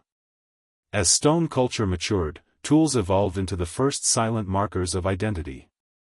In their shapes, styles, and craftsmanship, early humans recognized themselves and each other. Imagine two groups meeting on the edge of a watering hole, strangers who share the same landscape but not the same lives. Their posture is tense, cautious. Before any gesture of peace or threat, they observe. They look at the stones the others carry. They study the symmetry, the size, the flaking patterns unique to a distant valley or mountain range. Without words, the tools speak. They reveal origins, skill, and culture. They tell a story that predates language. This is who we are. The emergence of tool identity began slowly, almost imperceptibly. As skills improved, distinct traditions formed. One group favored long, narrow hand axes with pointed tips suited for hunting. Another preferred broader, leaf-shaped ones better for butchering large animals. Still another crafted tools with deep notches or decorative flake scars, not for functionality, but because tradition had taught them this was the correct form. These early styles were cultural fingerprints left on stone. This cultural divergence did not arise from necessity alone. It came from belonging. Groups who learned together developed preferences, habits, and shared techniques passed down through generations. A young toolmaker did not simply learn how to make a hand axe, they learned how our people make a hand axe. Each tradition shaped the identity of the group as surely as the group shaped its tools. Such traditions deepened social connections. When individuals created tools that reflected their group style, they reinforced their place within that community. The shared pattern became a symbol of unity, a quiet ritual repeated over thousands of years. Making tools was more than a practical task, it was a way of participating in culture. The stone traditions of early humans were the earliest expressions of belonging. At the same time, tools began to reveal skill and status. A finely crafted hand axe spoke of experience, patience, and mastery. Its maker might be respected, admired, or sought after for mentorship. Within a group, individuals who consistently produced excellent tools could gain influence. Their creations were proof of their dedication, intelligence, and precision. Skill, once a practical asset, became a social currency. As stone culture evolved, tools also marked the passage of time. A young individual's first rough, uneven hand axe contrasted with the refined, symmetrical masterpieces of the elders. These objects became milestones, silent indicators of growth, learning, and maturity.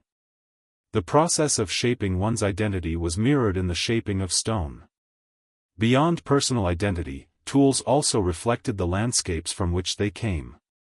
Different environments offered different raw materials: obsidian from volcanic regions, flint from chalk-rich hills, quartzite from ancient riverbeds.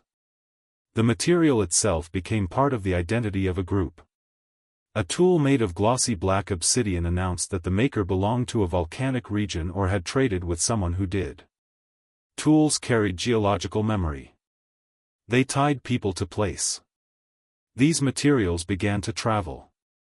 Trade routes formed, not through formal agreements but through wandering groups, migrations, and intergroup encounters.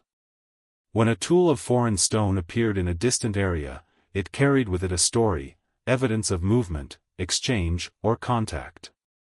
Tools became the first artifacts of human connection beyond kin. In their movement, early humans began weaving the first threads of a broader human network. As identity deepened, tools also became symbols of lineage. A style perfected by ancestors continued through generations. Every tool carried echoes of the past, reshaped but recognizable. Through this continuity, early humans developed a sense of historical identity long before they had the words to express it. The tool was a bridge between the living and the long-dead makers whose techniques shaped the present. At the same time, tools became part of emotional identity. A well-made hand axe was not merely a possession, it was an extension of the self. The maker might carry it for months or years, shaping it further, sharpening its edge, repairing damage. The relationship between human and tool grew intimate. It was a companion on hunts, a guardian in danger, a trusted object in moments of need. Losing such a tool might have felt like losing a part of oneself. In some archaeological sites, beautifully crafted tools have been found in places where they were never used, buried deliberately, placed carefully beside bodies, or left in locations that suggest ceremonial significance. These discoveries hint at early symbolic behavior, where tools became more than functional, they became meaningful. They marked transitions, honored lives, and conveyed respect. The tool had become an early form of symbol. This shift to symbolic identity reveals something profound. Early humans were beginning to recognize themselves as individuals within groups, and groups within a larger world. They were forming concepts of us and them, not solely through conflict or competition, but through cultural distinction. Tools helped shape these boundaries. They allowed early humans to navigate the social landscape just as they navigated the physical one. The spread of cultural styles also created opportunities for learning. When groups met, they did not merely exchange materials, they exchanged ideas. A technique from one region might inspire makers in another. Innovation flowed along these lines of contact. In this sense, tools became carriers of knowledge, catalysts for creativity, vessels through which human culture expanded. As stone traditions grew more elaborate, the social brain adapted. Humans developed a stronger sense of group identity, a sharper capacity for social inference, and a deeper emotional investment in community. The tools they shaped were proof of their identity, and the world they shaped reflected that identity in return. In these ancient landscapes, the story of humanity was being written not in words, but in stone. Every flint scar, every symmetrical edge, every chosen style whispered something about the people who made it. Tools were reflections of values, choices, traditions, and relationships. They were the first mirrors humans held up to themselves. And in those reflections, early humans began to see something new, that identity is forged not only by blood or place, but by the things we create. For centuries, Neanderthals were portrayed as crude, slow, or dim, an inferior branch of humanity destined to vanish. But the deeper science digs into their world, the clearer the truth becomes. Neanderthals were masters of innovation, experts of stone, and thinkers whose skills rivaled our own. They lived through harsh climates, adapted to brutal Ice Age landscapes, and developed technologies so refined that modern archaeologists still marvel at their precision. Their story is not one of failure but of remarkable intelligence, a genius shaped by survival, artistry, and deep connection to their environment. Imagine a Neanderthal standing on a windswept plain in Ice Age Europe. Their body is robust, muscles thick from years of carving stone, hunting mammoths, and surviving winters that could kill a human in hours. But their eyes, sharp, observant, and thoughtful, reveal something deeper. In those eyes lives a mind shaped not by abstract imagination alone, but by mastery. Neanderthals were born into a world of extremes, and their tools reflected the hard-earned knowledge of countless generations. The stone industry they perfected, known as the Mysterian tradition, was a dazzling leap forward. Unlike earlier tool cultures that focused on shaping tools directly from cores, Neanderthals developed a technique known as the Levallois method. It was a strategy of preparation, foresight, and complex geometry. A Neanderthal toolmaker would first shape a stone core into a precise, dome-like form, carefully adjusting contours to control future flakes. Only when the geometry was perfected would they strike the core at a specific angle, releasing a flake that was pre-shaped, thin, sharp, and ready to use. This was not simple craftsmanship. It was engineering. Creating a Levallois flake required planning many steps ahead, imagining the final shape before the first strike, and executing every movement with flawless timing. This technique demanded such cognitive sophistication that it was once believed only modern humans could achieve it. Yet Neanderthals mastered it across thousands of years and thousands of miles. Their innovation was not accidental, it was inherited knowledge, refined with intention. Unlike earlier humans who created general-purpose tools, Neanderthals engineered tools with specific jobs in mind. They crafted points for thrusting spears, scrapers for working hides, blades for butchering, and specialized flakes designed for delicate tasks. Many of their tools were hafted, they combined stone with wood, resin, or sinew to create composite tools that were far more efficient than raw stone alone. This combination of materials required knowledge of adhesives, temperature control, and mechanical advantage. Neanderthal technology reveals not a primitive mind but a mind of astonishing adaptability and precision. Their world demanded it. Ice Age Europe was not a place where mistakes could be repeated. Survival meant anticipating threats before they occurred. It meant knowing which stones fractured cleanly in freezing temperatures, which adhesives held strong in wet conditions, and how to preserve resources during long, harsh winters.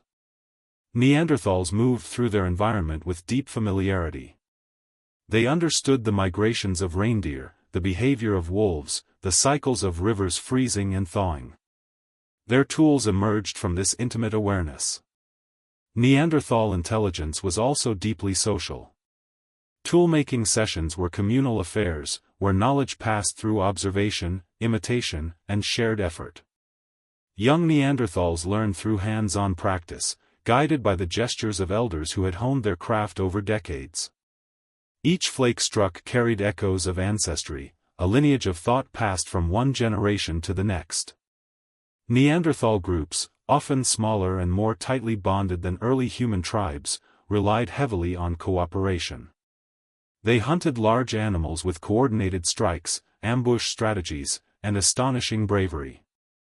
Their tools were not just objects, they were shared lifelines, evidence of unity and trust.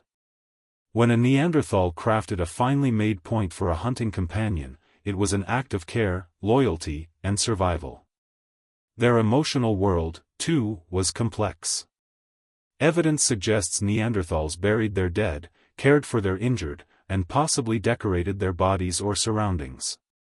They used pigments, red ochre, black manganese, not just for practical purposes but perhaps for symbolic ones. Some sites reveal abstract markings or modified objects that hint at artistic curiosity. Though their symbolic world may not have mirrored ours, it was present, real, and meaningful. In caves across Europe, Neanderthals left behind traces that defy the old myths of their simplicity. They crafted jewelry from eagle talons. They selected specific feathers from large birds, perhaps for ornamentation. They stacked stalagmites into deliberate structures deep underground, illuminated only by firelight. These acts required imagination, intention, and a sense of meaning beyond mere survival. Neanderthals were innovators in ways shaped by their environment.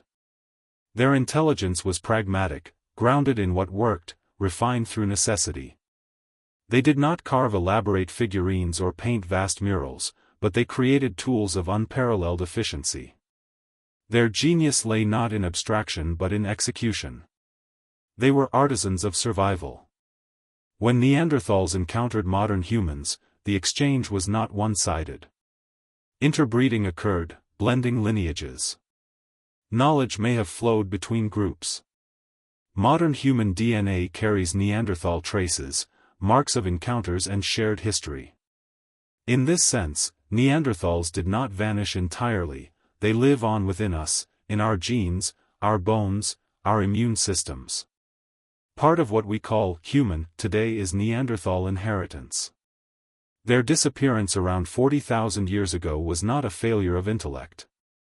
It was a convergence of pressures, climate shifts, shrinking territories, demographic disadvantages, and competition with larger, more rapidly reproducing human groups. The loss of Neanderthals is one of evolution's great tragedies, not because they were less intelligent, but because their genius was adapted to a world that eventually changed beyond what even they could withstand. The story of Neanderthal innovation challenges a simple narrative of human superiority. It reminds us that intelligence wears many forms. While Homo sapiens may have excelled in symbolic thought and long-range planning, Neanderthals excelled in precision, efficiency, environmental attunement, and physical mastery. They were not a lesser version of us, they were a different answer to the same evolutionary questions. When we hold a reconstructed Neanderthal tool today, a meticulously crafted Levallois flake, a beautifully shaped scraper, we feel something unmistakably human.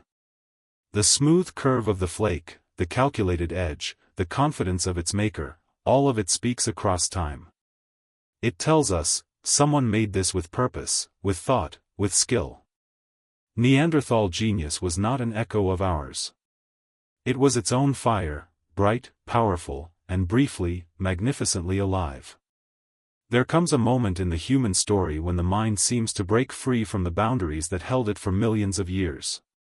A moment when the world is no longer understood only through direct experience, but through meaning, through symbols, memory, imagination. This shift did not happen overnight, nor did it happen everywhere at once. But when it emerged, it transformed the human species from a maker of tools into a maker of thought. This transformation marks what many call the Great Leap, a cognitive flowering where humans began to create not just objects, but ideas. The roots of this leap lie in something subtle yet profound, the ability to let the mind travel beyond the immediate present. Early humans had long memories, of hunts, dangers, paths, faces, but now memory began to take on a new form. It became structured. It became narrative. The mind could revisit the past not just as scattered images, but as linked sequences of meaning. A memory was no longer an echo, it became a story. This shift allowed humans to learn from experiences more deeply, to pass knowledge forward with greater clarity, and to build a mental world that extended far beyond what their eyes saw. Symbolic thinking grew from this expanding mental landscape. At first it appeared in the smallest gestures, a scratch on a piece of ochre, a deliberately arranged pile of stones, a bead made from a shell carried inland from the sea. These early symbols had no practical purpose. Their power came from what they represented. A scratch could mark a memory, an identity, a moment worth noting. A bead could signify belonging, status, or beauty. This ability to attach meaning to objects was unprecedented. No other animal did this, not even Neanderthals to the same extent. Symbolic thought was uniquely human, and it opened a door into an inner universe. Once humans began to use symbols, communication changed forever. Gestures and sounds gained structure. Ideas could be shared with more nuance. Perhaps the earliest forms of proto-language started here, not in the immediate urgency of a hunt, but in quiet moments when someone showed another a marked stone or an object they had shaped. These exchanges carried emotions, memories, and intentions. They became seeds of language, slowly growing into something richer. The human voice began to carry more than warnings and calls, it began to carry meaning. Symbolic behavior also reshaped the emotional world. When early humans decorated themselves with pigments or beads, they expressed identity in ways that went beyond survival. They said, "I am part of this group. I belong. I matter." This sense of meaning expanded human relationships. Social bonds deepened. Communities strengthened. Group identity became more complex than simple kinship, it became shared culture. This cultural emergence fueled creativity. In caves across Africa and eventually Europe, humans began experimenting with color, red ochre, yellow clay, black charcoal. They painted bodies for rituals, marked stones as tokens, and used pigments in ways that hint at ceremonial or symbolic uses. These practices were the first steps toward art. Not art as entertainment, but art as an expression of inner life. The human mind was beginning to explore itself. Memory also evolved in new ways. Symbolic objects became markers of moments, stories, and ancestors. A carved bone or a decorated tool might remind someone of a person or an event. These objects became physical carriers of memory, linking generations in ways unimaginable before. Through symbols, memory became collective. Knowledge no longer died with the individual. It lived on in the objects they left behind. As symbols grew more complex, so did social behavior. Rituals emerged, burials with grave goods, gatherings marked by painted bodies, ceremonies conducted with crafted objects. These rituals were not just performances, they were acts of shared meaning. They united groups in moments of joy, grief, transition, or gratitude. They gave shape to emotions that were once isolated. They allowed humans to feel together, to think together, to reflect together. The Great Leap also changed how humans saw the world. Landscapes became more than resources, they became imbued with meaning. A river might represent a journey, a mountain a guardian, a cave an ancestral memory. Humans began attaching stories and significance to places, transforming geography into psychic territory. The world was no longer just lived in, it was interpreted. This interpretive mind laid the groundwork for spirituality. Early humans started sensing patterns beyond the physical. Death became more than the end, it became a transition. Natural forces became more than threats, they became mysteries. This early spiritual thinking was not yet religion, but it was a profound shift in perspective. Humans began searching for meaning in the unknown, seeking connection with forces larger than themselves. With symbolic thought, creativity exploded. Humans crafted personal ornaments from shells, bones, and beads. They engraved geometric patterns on stones and bones. They shaped figurines, abstract, expressive, laden with emotion. These creations showed something staggering: humans had developed imagination powerful enough to manifest forms that did not exist in nature. This was a mental breakthrough. The mind was no longer bound by what was seen, it could create what had never been seen. This imaginative freedom also changed relationships. Storytelling, still pre-verbal, but rich in gesture and symbol, emerged. Around fires, humans reenacted hunts, mimicked animals, and shared memories that shaped group understanding. These early stories carried lessons, warnings, hopes, and identity. Storytelling became a way to transmit culture. It became the glue that bound generations. As symbolic thought flourished, innovation quickened. Tools became more specialized and efficient. Strategies became more sophisticated. Social networks expanded over greater distances. Humans began exchanging goods and ideas across regions. Symbolic communication allowed cultures to grow broader, more connected, more resilient. This moment in our history reveals a truth about evolution: cognitive leaps do not simply happen, they unfold through layers of creation, memory, and meaning. The Great Leap was not a single mutation or sudden discovery. It was a flowering of the human mind, a convergence of social life, memory systems, and symbolic imagination. It was a moment when the mind became unbound, free to explore, to dream, to wonder. When humans began shaping meaning rather than matter alone, they stepped into a new world. A world where stories lived alongside tools. A world where memory shaped identity. A world where imagination could alter destiny. This was the moment when humanity truly became human, not because of sharper tools or bigger brains, but because we learned to create meaning. And meaning changed everything. Before humans mastered stone, stone mastered humans. Every flake miscast, every shattered core, every bruised finger was a lesson written in pain and persistence. In the long, slow dance between human hands and ancient rock, failure was the first and most uncompromising teacher. It was through countless mistakes, through broken attempts and wasted hours, that early humans learned the nature of materials, the limits of force, and the possibilities of intention. Stone did not reward guesswork. It demanded patience, accuracy, and humility, and in return, it shaped the human mind into something capable of learning, adapting, and evolving. Imagine an early human sitting alone after a long day, core stone in hand, frustration weighing heavily. They have tried to strike a flake from the core, but the stone has splintered wrong again. The edge is crooked, dull, useless. The hand throbs from repeated impact. Yet instead of giving up, the hominin turns the stone, examines the fracture line, and tries again. This moment, quiet, repetitive, seemingly insignificant, is where evolution truly works its magic.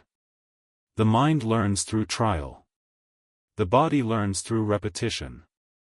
And generation after generation, the species becomes more capable. Each failed strike carried information, teaching early humans about angles, pressure, and stone quality.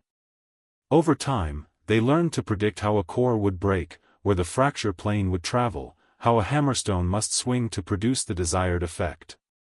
This predictive skill, born from failure, was the earliest form of scientific reasoning. Humans were conducting experiments long before they had words for experimentation. Stone offered immediate feedback: a bad strike punished, a good strike rewarded. The material world became a classroom. Failure was also a social lesson. When a young individual struggled, others noticed. Some might laugh, but many would help, guiding their hands, repeating movements, demonstrating techniques. Through failure, early humans learned not only craftsmanship but cooperation. Teaching became more refined. Apprentices watched elders with new levels of attention, learning to avoid the mistakes that had frustrated generations before them. Stone became a bridge across time, connecting teacher to student, ancestor to descendant.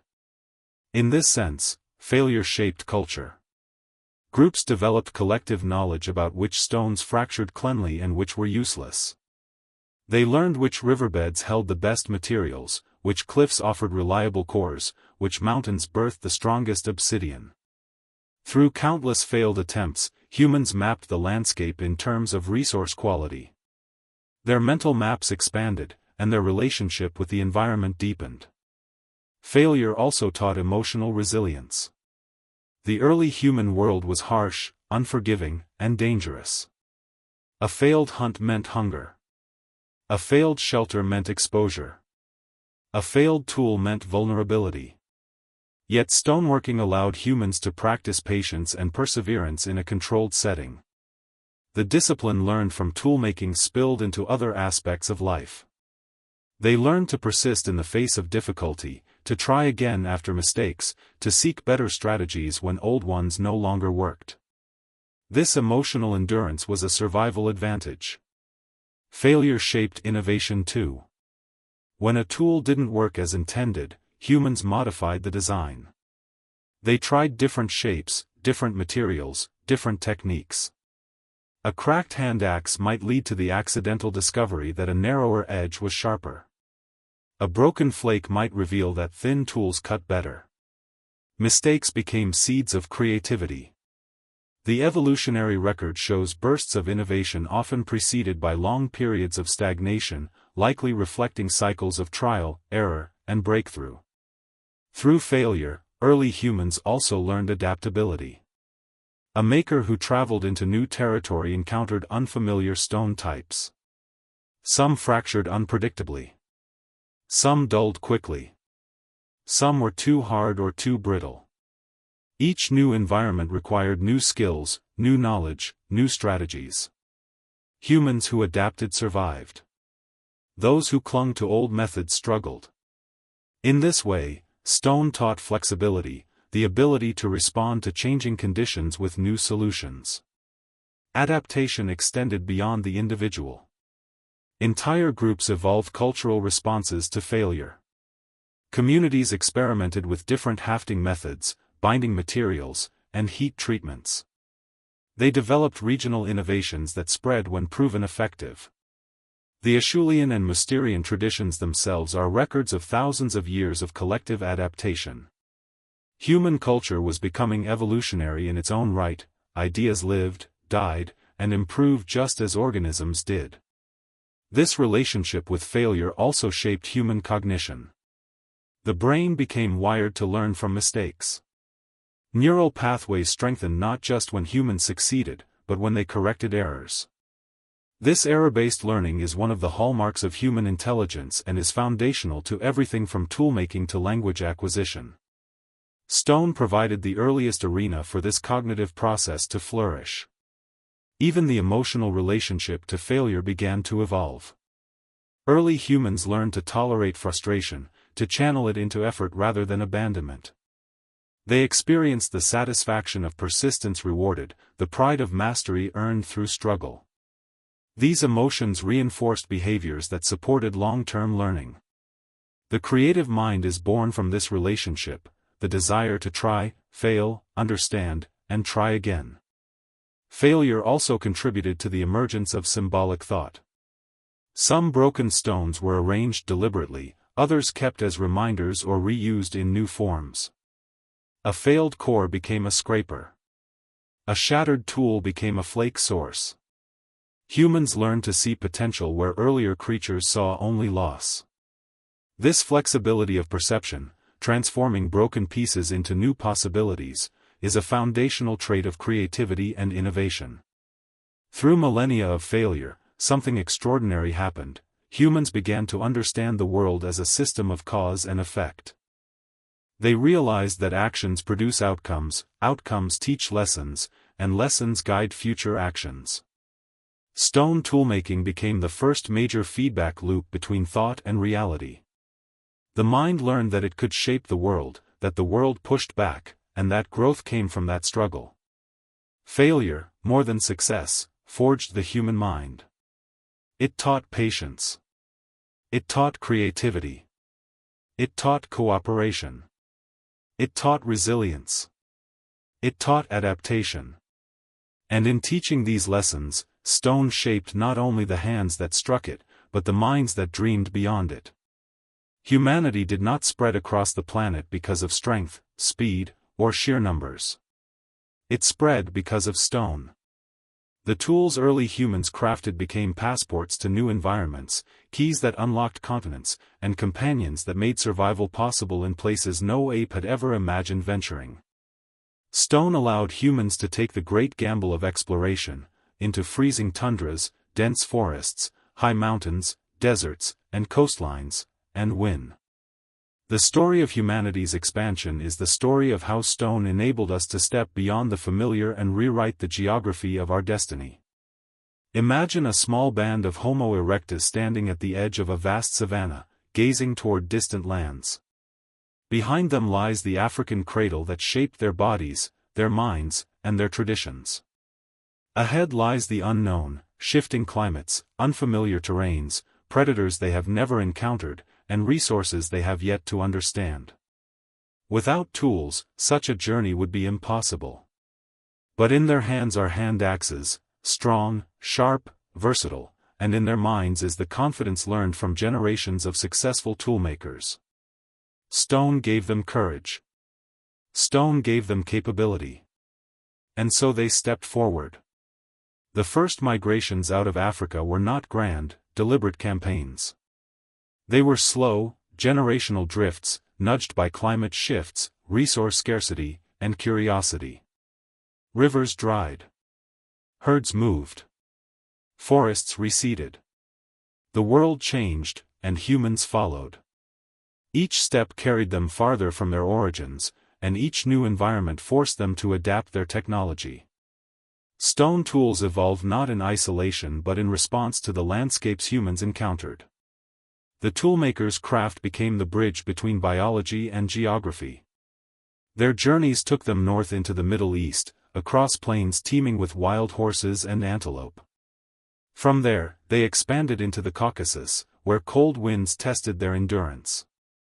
They traveled east toward India, where monsoons drenched forests and rivers carved deep valleys, offering new kinds of stone and new challenges. In each place, humans learned afresh: new prey, new predators, new materials, new seasons. Stone remained constant. It was the one thing they carried everywhere.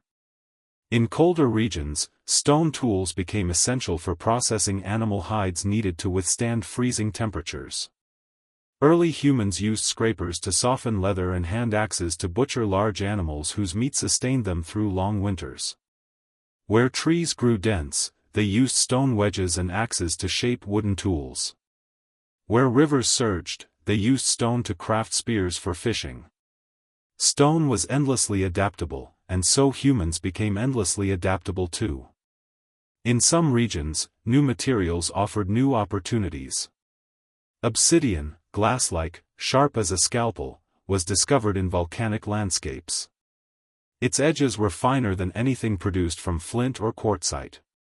Those who mastered it gained an advantage in hunting and crafting. Obsidian became one of the earliest traded resources in human history, carried across hundreds of kilometers, linking distant groups through exchange networks. Stone did more than help humans survive, it connected them. As humans entered colder Eurasian climates, the challenges intensified. Winters were brutal, food scarce, predators fierce. Surviving these environments required not only physical resilience but advanced planning. Stone tools allowed humans to hunt large game like mammoths, woolly rhinoceroses, and bison. A successful hunt could feed a group for days, but it required weapons of precision and strength.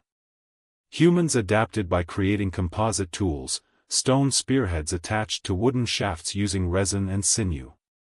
This innovation was a turning point. It meant humans could engage prey from a distance, reducing risk. It meant strategy mattered more than brute force. It meant survival could be planned. The expansion into Asia brought humans into contact with new hominin species, Denisovans, for example, and perhaps resulted in genetic exchanges that strengthened their resilience to altitude and cold. Stone tools played a role even here, facilitating cooperation, communication, and shared survival strategies among diverse groups. Farther east, humans reached the rainforests of Southeast Asia, where humidity and vegetation tested their technology. Stone tools adapted again, becoming smaller, lighter, more efficient for cutting through dense foliage and processing plants. Human ingenuity was stretched by every new challenge, and stone responded by evolving with the hand and the mind. Eventually, humans crossed into Australia, likely using rafts or simple boats. This journey required imagination and skill far beyond anything seen in earlier migrations. Yet even here, stone played a crucial role. Sharp flakes were used to carve wood for watercraft. Fire-hardened wooden spears tipped with stone points allowed humans to hunt marsupials and giant reptiles. Stone tools were the foundation of every innovation that carried them to new lands. The spread into Europe brought humans into contact with Neanderthals, whose own stone traditions were remarkable. For thousands of years, the two species coexisted, exchanged knowledge, and interbred. Stone became the language through which these interactions took place. Tools found at shared sites reveal overlapping techniques, suggesting cultural exchange. Stone united distant human lineages even as it distinguished them. But the most dramatic expansion occurred when humans crossed into the northernmost reaches of Eurasia. Here temperatures plummeted far below freezing, and daylight vanished for months. Humans survived because they carried their knowledge with them, the ability to hunt large Ice Age animals, create warm clothing, and build shelters reinforced by stone tools.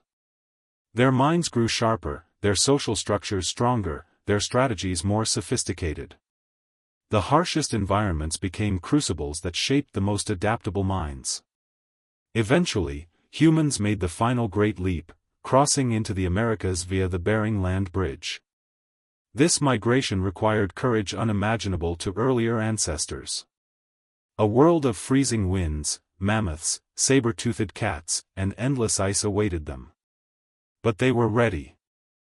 They carried specialized stone tools, Clovis points, beautifully fluted spearheads crafted with astonishing precision. These tools represent one of the highest achievements of Ice Age technology. With them, humans spread from Alaska to South America, adapting to deserts, mountains, forests, and plains along the way. Stone tools were more than weapons or knives, they were memories of every lesson learned across thousands of miles. They carried the ancestral knowledge of Africa into every corner of the world. They were proof of a lineage of hands that refused to stop creating. They were reminders that humanity's greatest talent was not strength, but transformation. Stone allowed humans to shape environments, overcome climates, defeat predators, and outlast extinctions. It allowed them to keep moving, to keep exploring, to keep imagining new possibilities. The world was vast, but with stone in their hands, humans made it theirs. Migration became not an act of escape, but of expansion. The desire to explore, to see what lay beyond the horizon, became embedded in the human spirit. By the time humans had reached every habitable continent, stone had shaped the mind into an organism built for innovation. Curiosity became instinct. Creativity became survival. Exploration became identity. Stone carried us across the world. And in doing so, it carried us into who we were meant to become. Long after metal reshaped civilization, long after cities rose and empires spread, stone continued to whisper its ancient lessons. The world changed, but some peoples held on to the old ways, not because they were left behind, but because stone still served them, connected them, and grounded them. These were the last great stone cultures, societies whose craftsmanship preserved echoes of humanity's earliest brilliance. From the deserts of Australia to the forests of North America, from the islands of the Pacific to the plains of Africa, these communities carried forward knowledge older than history itself. Their tools, rituals, and stories stood as living fossils, reminders of a time when the human mind first learned to shape the world. Imagine an Aboriginal hunter in ancient Australia holding a finely crafted stone blade.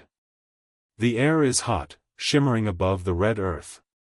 He tests the edge with practiced care, feeling its balance, sensing the tradition behind it. This tool is more than a cutting instrument, it is the product of tens of thousands of years of knowledge passed through generations.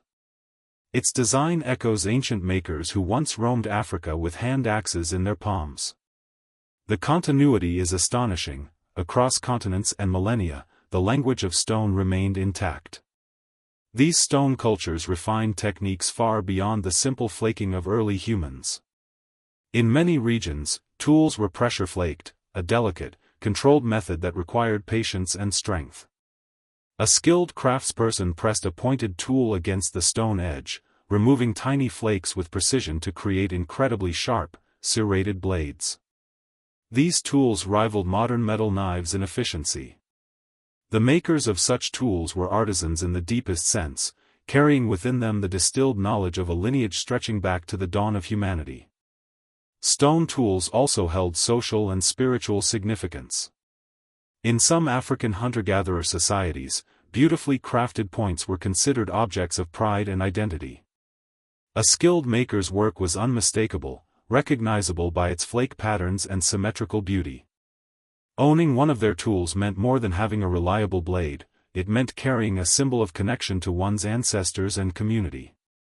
In North America, Clovis and later Paleo-Indian cultures produced fluted points, stone spearheads with a long, slender groove removed from the base. This technique required extraordinary skill. One flawed strike could shatter a point after hours of work. Yet these people mastered it, and their tools spread across the continent like a signature of their identity. The fluted points they left behind are so fine, so precise, that archaeologists still marvel at the genius required to craft them. Stone also became part of ceremony and story. The Maori of New Zealand carved greenstone, or punamu, into intricate weapons and ornaments that held deep cultural significance. These objects carried mana, spiritual power, and were treasured across generations. They were not just tools, they were heirlooms, embodiments of identity and history. In the Pacific Northwest, indigenous peoples used ground stone tools, axes polished for hours until their surfaces gleamed. These tools were symbols of status and were used in rituals, trade, and diplomacy. Stone connected these communities to the land, to their ancestors, and to each other. Even in areas where metal was available, some cultures chose to keep stone for specific tasks. The Inuit, for example, crafted delicate slate knives for skinning animals with incredible precision. The design was not inferior to metal, it was optimal for their needs. This reinforces a profound truth: stone culture did not represent a lack of advancement but a mastery of tradition. These last stone cultures also carried ancient knowledge about the materials themselves, knowledge modern humans have largely forgotten. They knew which stones fractured cleanly, which glowed under sunlight, which held spiritual significance. They knew how to travel long distances to obtain special materials, how to trade them, how to shape them under heat, water, or pressure. Every tool held a story, of a journey, a craftsperson, a lesson, a lineage. Stone tools also acted as cultural maps. The presence of certain tool types across regions reveals ancient migration routes, trade networks, and intergroup relationships. These tools show that early cultures were not isolated, primitive bands but dynamic societies engaged in cooperative exchange. Stone points and blades traveled farther than many people, linking distant communities into complex networks. But these cultures faced challenges as metal spread across the world. Iron and bronze offered new possibilities, easier shaping, higher durability, greater versatility. Many stone traditions gradually faded, not because they lacked value, but because the world around them changed. Yet in some remote areas, stone endured, protected by geography, environment, or cultural choice. Even today, the knowledge of stone survives in fragments. Some communities still practice flint knapping. Some elders still teach the old ways. In archaeological sites, tools emerge like messages from the past, each flake, each scar a testament to human genius. Museums hold collections of tools whose makers' names are lost, but whose skill speaks clearly through the craftsmanship. When we study these tools, we are not simply learning about ancient technology. We are looking into the minds of the last people who lived with stone as their primary companion. Their tools carry echoes of the first makers, the same problem-solving, the same patience, the same understanding of material and form. They remind us that the ability to shape the world is not solely a modern trait. It is a deep inheritance. The last stone cultures were not relics, they were living bridges between the deep past and the unfolding future. They preserved the wisdom of ancient hands, the rhythm of flint and fire, the philosophy of working with nature rather than dominating it. They held on to knowledge that once sustained all humanity. When we look at a beautifully crafted point from a recent stone culture, we see more than a tool. We see a lineage. We see continuity. We see the enduring spark of the first maker. Long before humans wrote on clay tablets, carved on stone walls, or painted on cave ceilings, they left behind a far older archive, an archive made of the very materials that shaped their minds. Stone tools, discarded flakes, shattered cores, and carefully crafted blades became the first pages of humanity's story. These objects do not speak in words, yet they carry a memory deeper and more enduring than any written language. They are the material memory of humanity, preserved in the earth like echoes of ancient thoughts, intentions, and lives. Imagine an archaeologist kneeling in the dust of a dry riverbed, uncovering a single flint flake. To most eyes, it appears insignificant, just a shard of rock. But to a trained observer, it is a sentence in a story written 1,000,000 years ago. The angle of a strike, the curvature of a scar, the pattern of removal, all reveal the mind of the maker. This small piece of stone preserves the gesture of a hand long turned to dust. The flake is a memory, not of an event, but of a decision. Someone chose to strike at that precise angle for that specific purpose. Through material remains, the past speaks. Stone tools outlast everything else. Skin decays. Wood rots. Fires leave only faint traces. But stone endures, carrying within it the imprint of human innovation. A hand axe buried under volcanic ash may survive untouched for hundreds of thousands of years.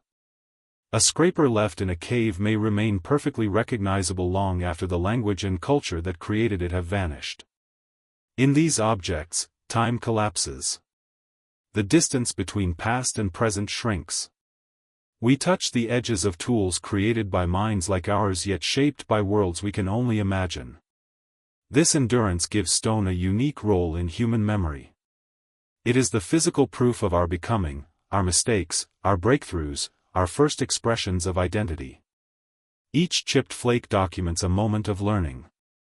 Each polished point represents countless hours of patient practice. Each discarded core speaks of experimentation, failure, and adaptation.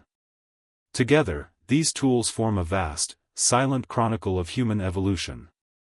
But material memory is not only about what we find today, it is about what these objects meant to those who made and used them. Early humans did not think of their tools as artifacts, but many treated them with the same reverence we give to treasured possessions. A finely crafted blade might be carried for years, repaired when damaged, preserved even when worn. Some tools were buried with the dead, placed beside bodies as if to accompany them into the unknown. Such gestures reveal that tools were not merely functional, they held emotional significance. They became extensions of the self. In some prehistoric cultures, tools were inherited across generations. A son or daughter might use the hand axe their parent once shaped. The tool carried the memory of the person who created it, the hunts it had seen, the journeys it had survived. Through these objects, ancestry was preserved long before genealogies existed. A community's identity lived partly in the tools they carried, a continuity of knowledge, skill, and spirit. Material memory also shaped how humans related to place. Certain landscapes became known not only for resources but for their history. A site where ancestors crafted tools might be revisited over centuries, becoming a sacred or communal ground. The land held memory, and the tools left upon it acted as markers of human presence. In this way, geography and culture intertwined, forming a physical map of human experience. As societies evolved, so did the symbolic power of materials. The first pigments used to mark stone tools hinted at ritual. Beads and ornaments carved from bone or shells reflected identity, rank, and connection. While these objects were not tools in the traditional sense, they were part of the same material memory. They recorded not only practical knowledge but emotional and cultural meaning. Through objects, humans learned to externalize their stories. Material memory is also a story of disappearance. Countless tools and creations have been lost, washed away by rivers, buried under shifting sands, consumed by time. What remains is only a fraction of the total story, a puzzle with most pieces missing. Yet even fragments carry extraordinary meaning. A single flake can tell us about a migration route. A broken blade can reveal techniques shared across continents. In these fragments, we reconstruct the human journey. What is most remarkable is how these ancient objects shape our modern identities. When we hold a stone tool in a museum or see one displayed behind glass, we feel a strange connection, a recognition that transcends time. The symmetry, the weight, the sharpness, they feel familiar, as if our hands remember something our minds have forgotten. We intuitively understand the effort behind them, the intention, the silent dialogue between human and material. These tools are not foreign to us, they are part of our inheritance. Material memory also invites reflection on the nature of humanity itself. It forces us to confront the reality that our ancestors were not simple or primitive, but thoughtful, creative, and deeply skilled. Their tools reflect cognitive abilities, emotional depth, and cultural sophistication. They remind us that the essence of humanity, curiosity, creativity, patience, and adaptation, has roots far older than writing, agriculture, or civilization. And so, the material memory of humanity is not just a record of what we were. It is a mirror held up to what we still are. We continue to shape the world, to craft objects that carry our stories, to express identity through creation. The devices we build today, phones, art, architecture, are modern versions of ancient tools, each carrying our intentions into the future. Stone tools may seem distant, but they are the ancestors of everything we make. They taught us to externalize thought, to record memory in material, to mark our passage through time. They remind us that our story is written not only in language but in matter. In these silent stones, the memory of humanity lives on, unchanged, unbroken, eternal. Long before humans learned to write, to farm, or to build cities, stone was our first great teacher. It taught us not through language or instruction, but through resistance, through possibility, through the quiet, unyielding truth of material reality. Stone shaped human cognition more profoundly than any later invention. In every chipped edge, every fractured surface, every carefully planned strike, the mind discovered new ways of thinking. Stone did not simply become a tool, it became a mirror, reflecting back the growing complexity of the human mind and pushing it further. To understand the modern human intellect, we must understand what stone taught us. Imagine an early human sitting with a stone core in their hands. They are not just shaping a tool, they are shaping their own mind. With each strike, the stone gives feedback, sharp or dull, success or failure, precision or error. The mind begins to anticipate outcomes before they happen. It forms internal simulations. If I strike here, this will break. If I alter the angle, a new shape will emerge. This act of predicting the future lies at the heart of human intelligence. Stone taught the mind to imagine. But stone taught more than imagination, it taught logic.